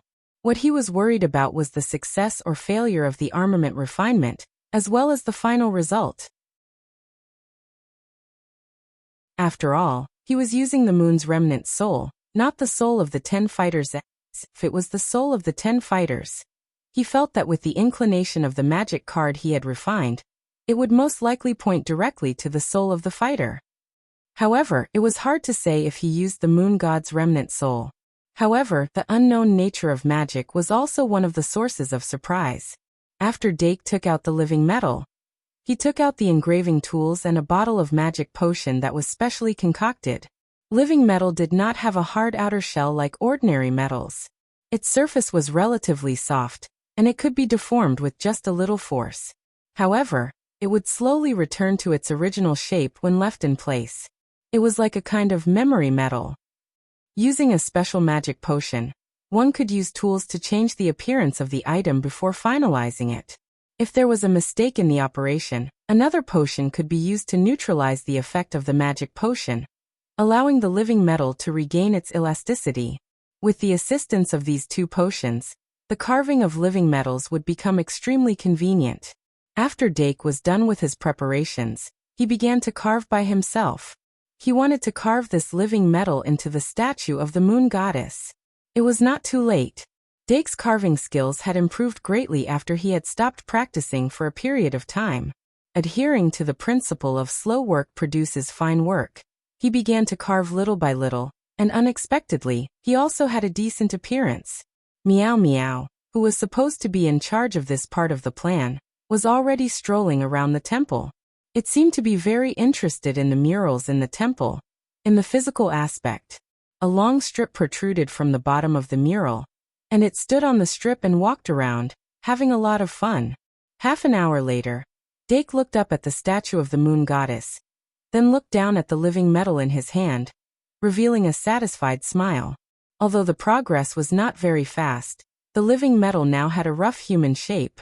After that, with the help of the two potions, he might be able to complete the entire carving process by tomorrow night. What are you doing? The moon goddess's erratic voice suddenly rang in his ears again. Dake was a little surprised, but he still replied, I'm helping you build a nest. The moon goddess asked, What do you mean? Dake then asked in return, Don't you want to change your living environment? The moon goddess fell into silence again. Dake ignored her and took out a magic card from his card pack to activate Paradise, then let the magician secretary continue to summon all the magic fairies while he continued to carve the living metal. When the magic fairies appeared one after another, the atmosphere in the temple became more and more lively. Without needing Dake's signal, the magic fairies lit a bonfire, set up a grill, and took out boxes of fresh ingredients to start the barbecue for the night. Chio Sea Lion sang a seductive song in the canal near the bonfire, adding to the atmosphere of the dinner. Time flew by quickly. After Dake ate and drank to his heart's content, he continued to carve. It was late at night when he put down the half-finished living metal. Then he crawled into his sleeping bag and hid in the haunted house to sleep. The magic fairies were also very happy. Those who returned their magic cards returned, and those who didn't all swarmed into the haunted house, curled up beside Dake and closed their eyes to rest. Only the little dream demon didn't feel sleepy at all. After circling around the empty temple, she suddenly flew in front of the moon goddess statue and poked at her face. Suddenly, the moon goddess statue's eyes flashed, and its voice was transmitted into the dream demon's ears through the spiritual connection. You're very similar to me. Demonic Mimi? The dream demon couldn't help but tilt her head, confused. The moon goddess said softly, Some of your companions are also very similar to me, but you're the most similar to me. The dream demon's eyes rolled, and after a while, it wasn't clear if she understood or not. Suddenly, she flew forward and with a smack sound, she pressed her face against the moon goddess statue's nose. The moon goddess was confused by her actions. What are you doing? The dream demon, demonic Mimi, hug the moon goddess. The night was long, and the years were long. This temple, this statue, it might not have been long since they appeared in the secret passage, but the remnant of the moon goddess that was reflected in the wheel of time was born in the secret passage in the state of living in the statue for thousands of years. It wasn't confused, and it didn't have any needs, other than the instinctive pursuit of resurrection. There was nothing else. Because it had never come into contact with people, it didn't know what confusion was. It wasn't until Dake Dimming appeared at the entrance of the temple that she truly opened her eyes to look at the world. Then, for the first time, She felt confused. Who am I? Am I the moon goddess or the statue? This question really hit the bullseye, causing her to have a strong sense of confusion about the meaning of her existence. Pursuit of resurrection. Was it toward death or toward life? After finding her divinity, would she still be herself? The moon goddess fell silent again. Dawn. Dake woke up from his sleep, and the first thing he did was to check his surroundings. After finding that the magic elves were all around him, he was completely relieved. Let's continue today. He called for the magic elves to prepare breakfast, while he continued to sculpt. There was no change in the secret passage. There was no threat in the temple other than the statue of the moon goddess. It turned out that the secret passage could be so safe when only one person entered. Dake gradually immersed himself in sculpting. He was very enthusiastic about this time's armament refinement. Since the beginning of the duel, he had been working hard for this day. The amount of effort that humans put into something depended on how much effort they put into it. The more effort they put into it, the harder it was to give up. A day passed in the blink of an eye. When it was close to evening, Dake finally finished sculpting this time. With a complete reference object, the difficulty of sculpting was reduced quite a bit. Dake held up the sculpted living metal and compared it with the statue of the moon goddess. He couldn't help but smile in satisfaction. Apart from the different color, the living metal's texture was very similar to the statue. It felt soft to the touch, and it emitted a unique warmth from the inside like warm jade. In short, this sculpting was definitely the most satisfying he had ever done. Next, it's time to separate the moon goddess remnant soul from the statue. Dake had already made ample preparations for this step. For a remnant soul like the moon goddess that wasn't too closely connected to the statue, the soul loss curse could be used to pull apart the connection that wasn't too close. When the time came, he would use the magic brain dropper to extract the bliss stored in the statue. During the extraction process, the moon goddess remnant soul would be slowly pulled out from the statue. When the last bit of bliss was extracted, the statue would be completely pulled out. Even if it didn't succeed, the statue would lose the environment where the moon god's soul resided because all of the bliss had been extracted. When the time came, Dake wouldn't even need to do anything. The moon goddess remnant soul could only escape from the statue. After that, Dake only needed to summon the dream demon. At most, it would evolve into a dream demon, and he would be able to easily capture the moon goddess remnant soul. The remnant soul of the moon god that had lost the statue was just a soul that posed no threat to him. This remnant soul would be used as a supplementary material for the triad armor forging. He would put it into the mind furnace and smelt it together with the living metal. With some of Dake's great sin as a supplement, all the necessary ingredients were ready. This wasn't difficult. Of course, if the moon goddess was willing to cooperate, it would be even better. Dake organized his thoughts and stood up with the living metal in his hand. He then asked the moon goddess for the third time, "So have you thought about it? Maybe a change of environment isn't a bad thing?" Perhaps the moon goddess felt that she had to answer this time, so she finally replied, "You want me to crawl into that piece of metal in your hand?" Dake grinned. Being small has its benefits, doesn't it? The moon goddess. But what's the point of that to me? Dake said, "If you want to talk about meaning, it's not very meaningful. After all, going out and seeing the world isn't very attractive to an existence like you. But don't you want to be resurrected? Then, are you willing to try to complete the resurrection with your own will?" The moon goddess. With my own will? Dake nodded slightly. Get rid of the statue and be resurrected in a different form. Not be devoured by the consciousness of the real moon goddess, but reconstruct the soul with your own consciousness as the main focus. The moon goddess fell silent again. Dake quietly waited for her reply. Finally, she spoke again. "How can I do that?" Dake smiled and said, "Submit to me." At that moment, the remnant soul of the moon goddess clearly emitted violent waves, and a thick fog rose from the bottom of the statue and surged violently. Unsurprisingly, even if it was just a remnant soul of unknown origin, the moon goddess wouldn't submit to him just because of a few words. Dake didn't care about the thick fog spreading under his feet. Instead, he decisively took out the magic brain dropper and the thinking bottle, and began to extract Elysium from the statue of the moon goddess.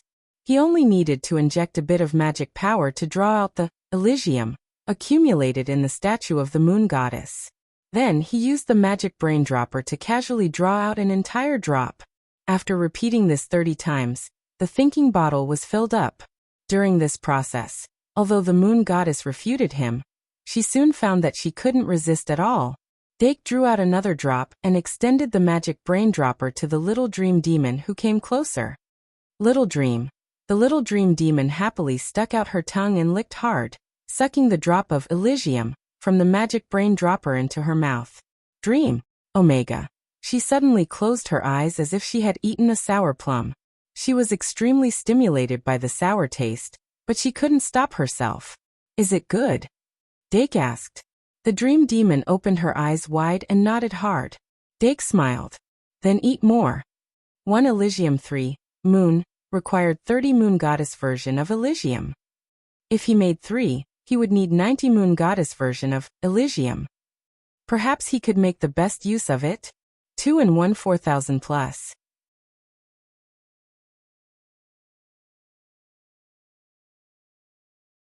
Chapter 432. Although the moon god's version of the Great Sin card would cause the magical fairy to go out of control, if he could use other low-level Great Sin cards to adjust it. Wait, why didn't he just mix in some of his own Great Sin cards during the refining process? Dake's eyes flashed as he suddenly realized something. Since Pride I and Pride II could allow the magic fairy to regain control over the evolution of Bliss 3, Moon, then in theory, if Dark added a little of his own Bliss 3, Moon during the process of refining Bliss 3, Moon, it could be completely improved. Moreover, the moon goddess version of Bliss didn't clash much with Dake's own Bliss, so it was worth experimenting with. Now that the moon goddess statue had at least 100 points of Bliss, if he could succeed, it would mean that he could refine 3 Bliss 3, Moon cards at once. The appearance of these 3 Bliss 3, Moon cards would completely change the lineup of his deck. Whether it was Illusory Beast, Ibu, Spell Cage, Little Fiend Magical Beast, or Dream Demon, they could all use Bliss 3, Moon to evolve. In addition, the ever-changing monster could also use Bliss 3, Moon cards to evolve to 4-star. If the time between battles was too short, he wouldn't have to worry about the cooldown of the Bliss 3 series of enchanted cards being too long. In short, he would have more to spare when using them. But the problem now was that he only had 2 points of Bliss. Dake thought for a moment, and took out an extremely sealed iron box from the bottom of his backpack. The first website was https://m. Vipcanchu. VIP. There was a buffering magic device inside the iron box. It was something he borrowed from Professor Cazell when he asked him to modify the flower card. There were a total of 3 test tubes with oak stoppers in the box. These test tubes could also store thought matter, but the storage effect was slightly inferior to the thinking bottle, and could only be used for temporary storage. Furthermore, each test tube could only contain 10 drops of Great Sin. Dake borrowed a set of 3 test tubes, which was equivalent to the capacity of a thinking bottle.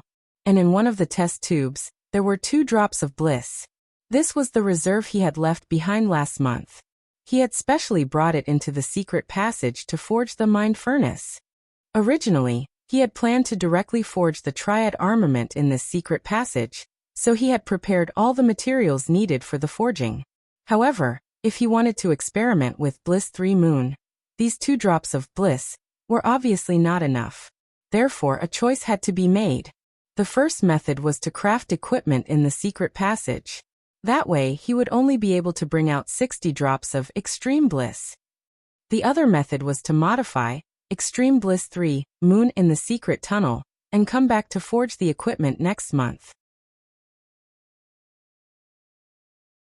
That way he would be able to bring out an extra 60 drops of Extreme Bliss. If he used the first method, the goddess statue without the moon god's remnant soul would just be a normal statue. Even if the temple didn't disappear, it wouldn't be able to keep Bliss, and it wouldn't be able to use it again. If he used the second method, he couldn't guarantee that there wouldn't be any additional variables when he returned next month. Perhaps if he left, he would never find this temple again. In comparison, it's obvious that refining equipment is more important. Dake frowned slightly and decided to use the first method. If I bring out 60 drops of Extreme Bliss, I can make 2 Extreme Bliss 3 Moon. That should be enough. Thinking about this, he decided to fill up 2 of the 3 test tubes first. Then he would start refining the equipment. After that, he would fill up the last test tube. With everything planned out, he immediately began to act. After the 2 test tubes were filled, he took out 2 rectangular boxes from the bottom of his backpack. The insides of the 2 boxes were divided into mini grids. Different basic materials were placed in each compartment. Dake was already very familiar with the triad armament forging, so he immediately began his experiment on a stone table in paradise. Most of the materials needed for the experiment had been prepared beforehand, so they could be used as soon as possible. The more troublesome part was that some of the magic potions needed to be prepared on the spot. For example, the red spider lily, used to create the foundation, was very important. Luckily, he was familiar with the process and quickly finished preparing all the magic potions.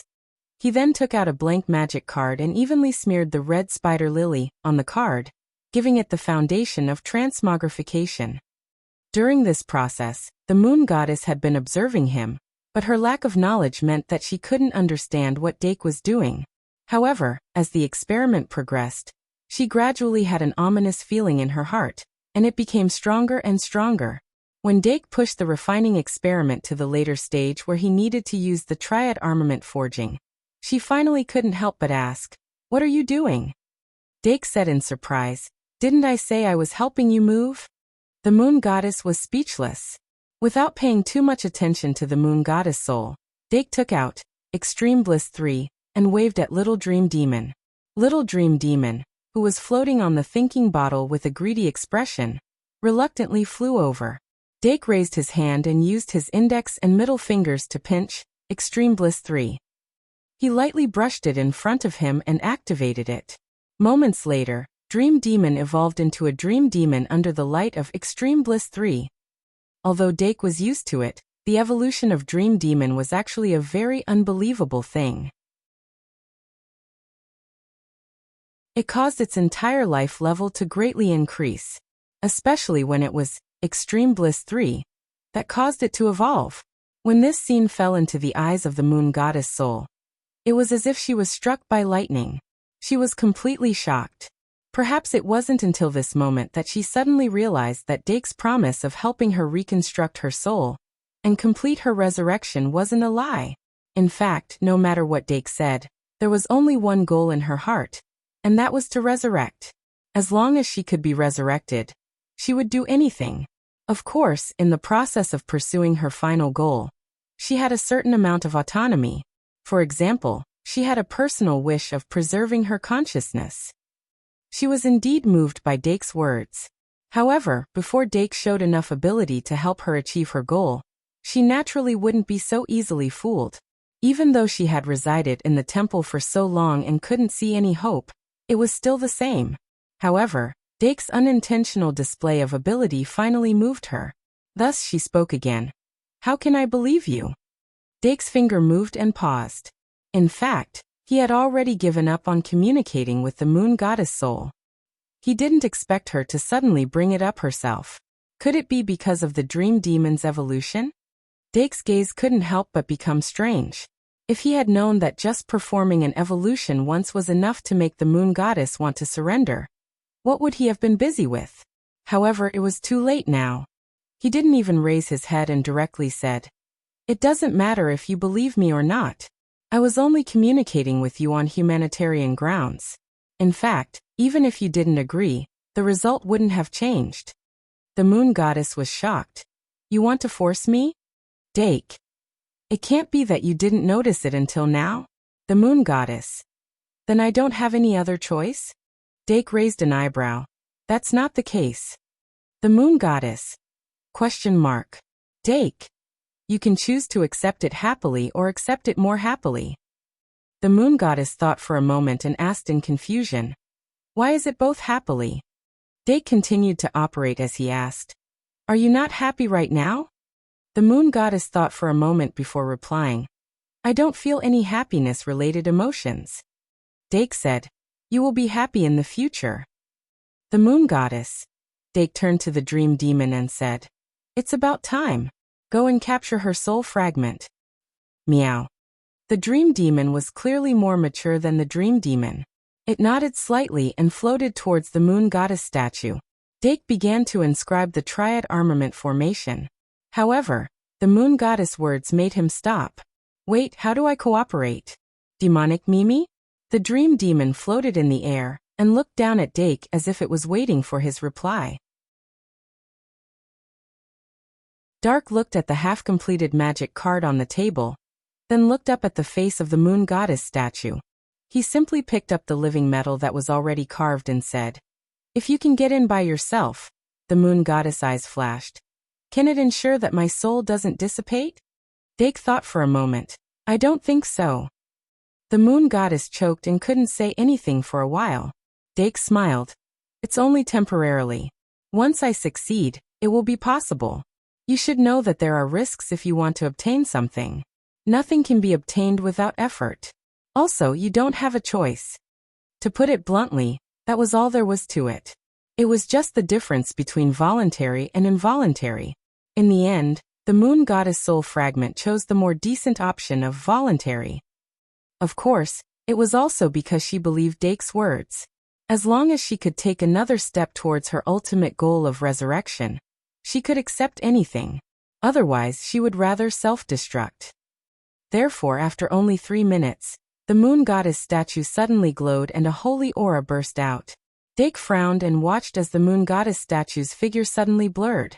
A shadow slowly floated out and shrank towards the face until it was the size of a human body. Her body was transparent, and the tentacles that came out of her joints were like the tentacles of an octopus. Apart from that, she looked exactly the same as the statue. Dake had seen the moon goddess resurrect with his own eyes. However, at that time, the moon goddess had completed her resurrection in the form of a fairy beast. The aura she emitted was also affected by the fairy beast, and was very different from her original body. If that's the case, then come in. Dake couldn't help but raise the living metal high up. The moon goddess soul fragment looked down, and turned into a ray of pure moonlight, shining into the living metal in the blink of an eye. At that moment, the living metal in Dake's hand seemed to have turned into a statue and released a holy white light. How do you feel? Dake asked. The moon goddess voice became weak. Not too good. You better hurry. Dake nodded slightly and immediately began to draw the triad armament formation. After the moon goddess soul fragment left the statue, she no longer had the bliss. The living metal itself couldn't store the bliss, so the time she could exist was very limited. Fortunately, Dake was very familiar with drawing the triad armament formation. In just a few minutes, a 3-dimensional spherical formation was completed. Dake then took the test tube with 2 drops of bliss. First, he used the magic brain dropper to draw out a drop, and dripped that 1 drop of bliss into the glowing sphere of the triad armament formation. The moment the 2 sides touched, a halo appeared. That drop of bliss flowed out along the surface of the glowing sphere, and quickly flowed through the entire formation. He carefully observed the changes in the formation. After careful consideration, he didn't continue to put in the 2nd drop of bliss. With the completion of the spirit watering, the entire formation was successfully transformed into the mind furnace. Dake let out a sigh of relief. He picked up the living metal again and instructed, the next step will be very difficult. The following refining process may be a bit difficult. If you want to retain your consciousness, it's best that you concentrate. After speaking, he didn't wait for the moon goddess soul fragment to reply, and put the living metal into the mind furnace.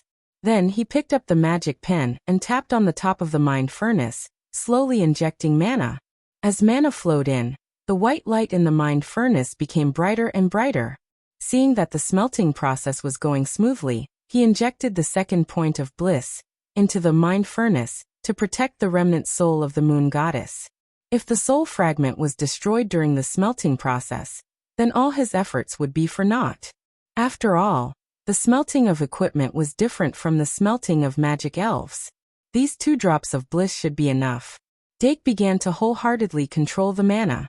Just like how he controlled the firepower of a weapon, he began to fine-tune the smelting process. As time slowly passed, the mana in his body was quickly depleted.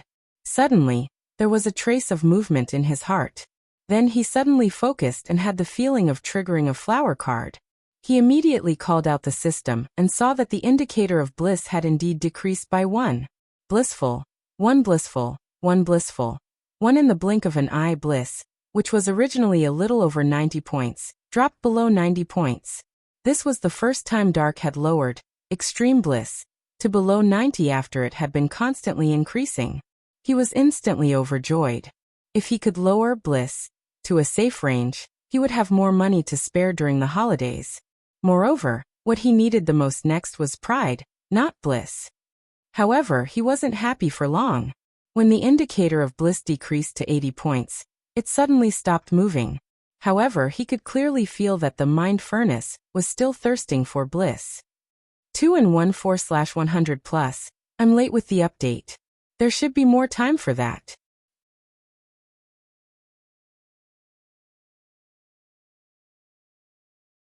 Chapter 433. Dake's heart sank. He immediately realized that this was because the remnant soul of the moon goddess could only draw more than 80 bliss. The lower the number of major sins, the harder it was to change. But didn't this mean that flower card could only draw more than 80 bliss? But on second thought, the standard of 80 bliss was still acceptable. Therefore, he immediately shifted his attention to the weapon refinement. The desire for bliss from the mind furnace was real. More than 10 bliss from Dake couldn't satisfy her desire. This meant that this moon goddess weapon, that was refined according to the template of the warrior soul, had a shocking upper limit. This was naturally a good thing. Dake had been coveting the Valkyrie's golden holy armor for a long time. That was why he was so passionate about refining his own weapon. If he could satisfy the desire of this moon goddess weapon, he would be able to refine a decent product. But now that his bliss couldn't be drawn, how could he satisfy it? Thinking of this, Dake's eyes immediately turned to the test tubes and thinking bottles on the table. He remembered the URL. VIP can't you? VIP the bliss in these tools came from the statue of the moon goddess. It was naturally the most compatible with the remnant soul of the moon goddess. The only flaw was that it could cause the moon goddess weapon to go out of control like the enchanted fairy. But just as he thought before, with his bliss as a suppression, it was possible to suppress this phenomenon. According to the calculation that 1 pride eye could suppress 1 bliss 3, moon 3, 1 point of Dake's pride could suppress 30 points of the moon goddess version of bliss. After a slight conversion, 13 points of Dake's bliss should be able to suppress 390 points of the moon goddess version of bliss. In other words, even if he injected all the bliss he had now, he wouldn't have to worry about it going out of control. After calculating, Dark immediately picked up a test tube filled with Elysium and dripped 10 points of Elysium into the mind furnace. Sure enough, the moon god's version of bliss was absorbed in the blink of an eye. Dake then picked up another test tube filled with moon god's version of bliss. After dripping all of it into the mind furnace, he took the thinking bottle filled with 30 moon god's version of bliss and poured it into the mind furnace. With the addition of 50 Elysium, the hunger of the moon god armament finally decreased by half. But it was obviously still not satisfied. Dilu Beast. Dake softly called out, and the Dilu Beast, who had been on standby, immediately appeared beside him. Use the magic brain dropper to extract bliss from the statue and put it in the thinking bottle. Wait. The Diru Beast took the devil brain pipette and thinking bottle, then ran to the moon goddess statue and used the devil brain pipette to absorb bliss. Without the remnant soul of the moon goddess, the statue of the moon goddess could no longer store bliss. Strands of pink mist kept leaking out of the statue. The Diru Beast was very fast. In the blink of an eye, it had extracted 30 moon gods' version of bliss. Then it didn't return and directly handed the thinking bottle to the lion beast. The lion beast carefully took the thinking bottle and ran to Dake, as if it was afraid of breaking the bottle. The dream demon had already handed an empty test tube to the Diru Beast. The Diru Beast quickly filled the test tube, and handed it back to the lion beast. After going back and forth, Dake kept pouring the moon god's version of bliss into the mind furnace. When he poured the moon god's version of bliss into the mind furnace, for the third time, the thirst from within finally disappeared. A total of 13 bliss and 120 moon god's version of bliss were absorbed. Dake finally let out a sigh of relief, and immediately threw himself into the final smelting. On the other side, the amount of bliss stored in the moon goddess statue was much more than Dake expected. The Diru beast only stopped when it had filled up the thinking bottle and the 3 test tubes. At this moment, the interior of the moon goddess statue was finally empty. It had been completely exploited. After Dake drank a bottle of mana recovery potion that he had prepared, he finally completed the final mind smelting. He felt that the interior of the mind furnace had completely calmed down. He used the magic pen to press down from the top and gradually flatten the spherical refining formation. It gradually shrunk into an extremely thick layer of light that covered the surface of the card. In the end, even this layer of light suddenly shrunk and disappeared into the card surface. The entire process of armament smelting was finally completed. Dake let out a sigh of relief and looked at the surface of the magic card. As the white light shrunk, the image of an armament gradually appeared on the surface of the card. The outline of the armament was not much different from the living metal that was carved into the moon goddess statue. However, if one were to look closely, they would immediately discover that there were many thin lines on the surface of this humanoid figure, giving it a more mechanical feel. It was like a robot that could be assembled from metal components that could be disassembled. This mechanical humanoid figure with silver as its base color was completely different from any of the warrior souls, in Dake's memory. He originally guessed that the moon goddess armament that he had crafted would be a warrior soul, with the dark attribute, but in reality, it was not the case. Looking at the moon goddess armament on the surface of the card, Dake could not help but ponder. I wonder if it can be like the warrior soul, allowing humans or digital beasts to evolve. From his point of view, the difference between the warrior soul and traditional armors was that it could allow humans to become digital beasts. It was not like ordinary armors that were just like wearing armor on the body. Moreover, the warrior soul was divided into human form, beast form, and fusion form, which corresponded to the mature stage, complete form, and ultimate form of the digital beasts. There was no doubt that it was a manifestation of potential. If the moon goddess armament did not have such characteristics, it would be disappointing. Therefore, Dake immediately infused his mana into the card to further examine the card's information. Card name, Moon Goddess Sola. Type, Item Card. Effect 1, Divine Persona Armament Moon Goddess. Effect 2, Great Sin Armament Bliss. Effect 3, Moon Goddess 1%. Divine Persona Armament. Great Sin Armament. There was no superfluous description, but there was an extremely reassuring feeling. Dake's eyes were filled with excitement as he immediately picked up the Moon Goddess Soul magic card and used the usual summoning spell to summon it. In the name of Dake Dimung, magic summoning. As the mana surged into the card like a torrent, a sacred and flawless light erupted from the surface of the card. After a moment, as if moonlight was pouring down, a silver humanoid figure bathed in the moonlight appeared. It was an armament that had the appearance of the moon goddess. Her silver hair was straight and sharp, and her snow-white face shone with a jade glow. There were 2 thin concave lines at the side of her face, and her silk dress had turned into an armor dress. In her hand was a strange weapon that looked like a hammer, and behind her head was a silver mirror that looked like a full moon. The silver mirror was no doubt the bronze mirror that was held in the palm of the moon goddess, but where did the hammer weapon come from? Dake observed carefully. Suddenly, he realized that the moon goddess armament's eyes were slowly opening, and there was a glimmer of light in her eyes. Have I been resurrected? The voice that came out of her mouth was crisp and pleasant, like the sound of a bell, and there was a hint of surprise. However, Dake mercilessly broke the illusion of the moon goddess soul. No. The moon goddess soul immediately shut her mouth, and then silently moved her hands and feet. Unlike the warrior soul, that was just a figurine before it was activated, the moon god soul was like a normal mechanical girl. Other than its body being made of metal, it was no different from an ordinary human, and could move freely.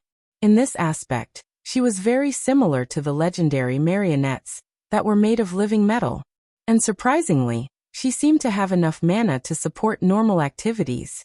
It was no wonder that she mistakenly thought that she had been resurrected. Dake observed from the beginning to the end and asked with concern, "How do you feel?"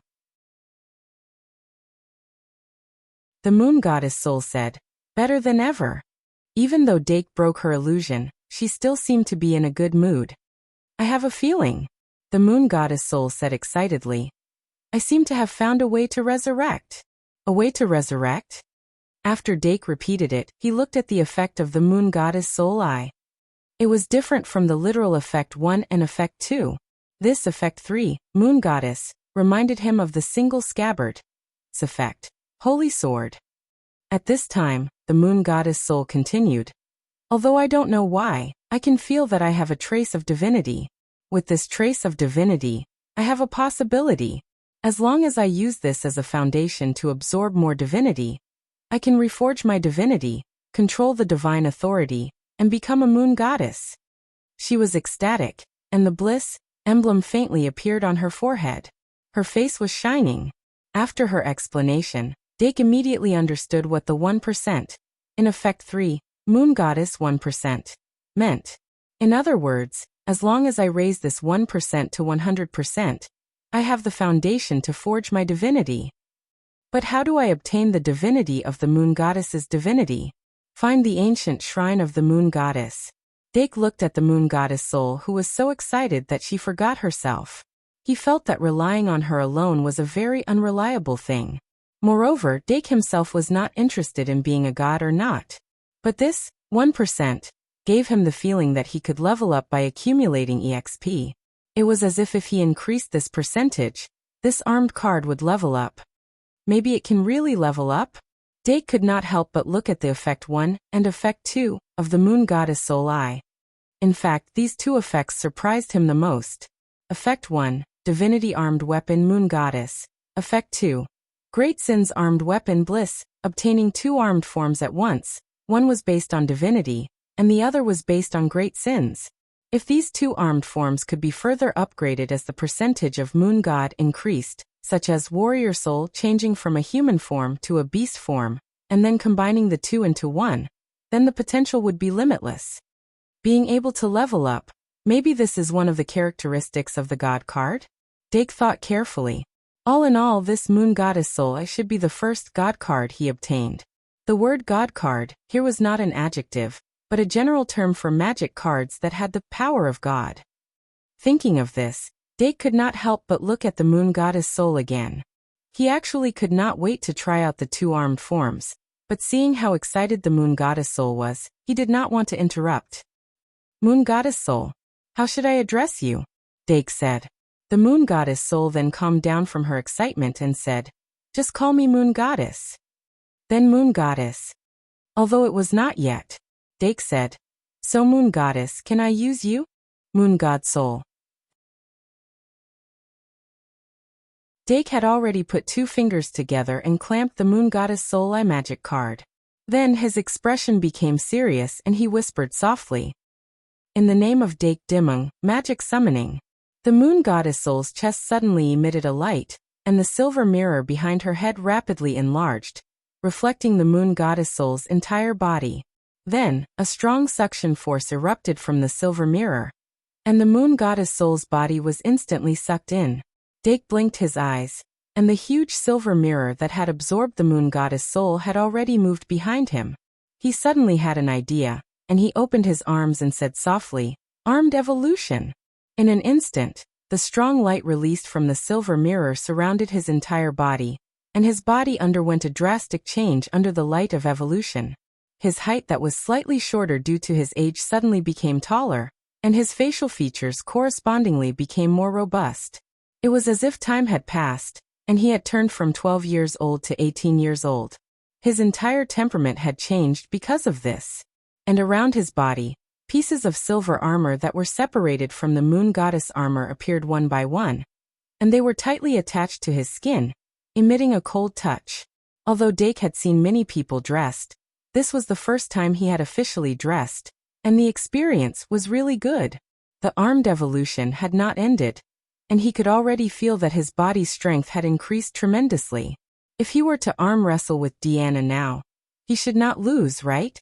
Of course, this was not something to be too happy about. In short, the godly personality armament, Moon Goddess, attire should be the same type as the armed evolution of the warrior soul. It allowed him to evolve from a human into a digital beast. When the evolution was completed, he had transformed into a tall moon goddess. 2-in-1 4000 plus, that you're tuning in to the Earbook Haven YouTube channel. Don't forget to subscribe and join us on this journey to catch the most captivating stories.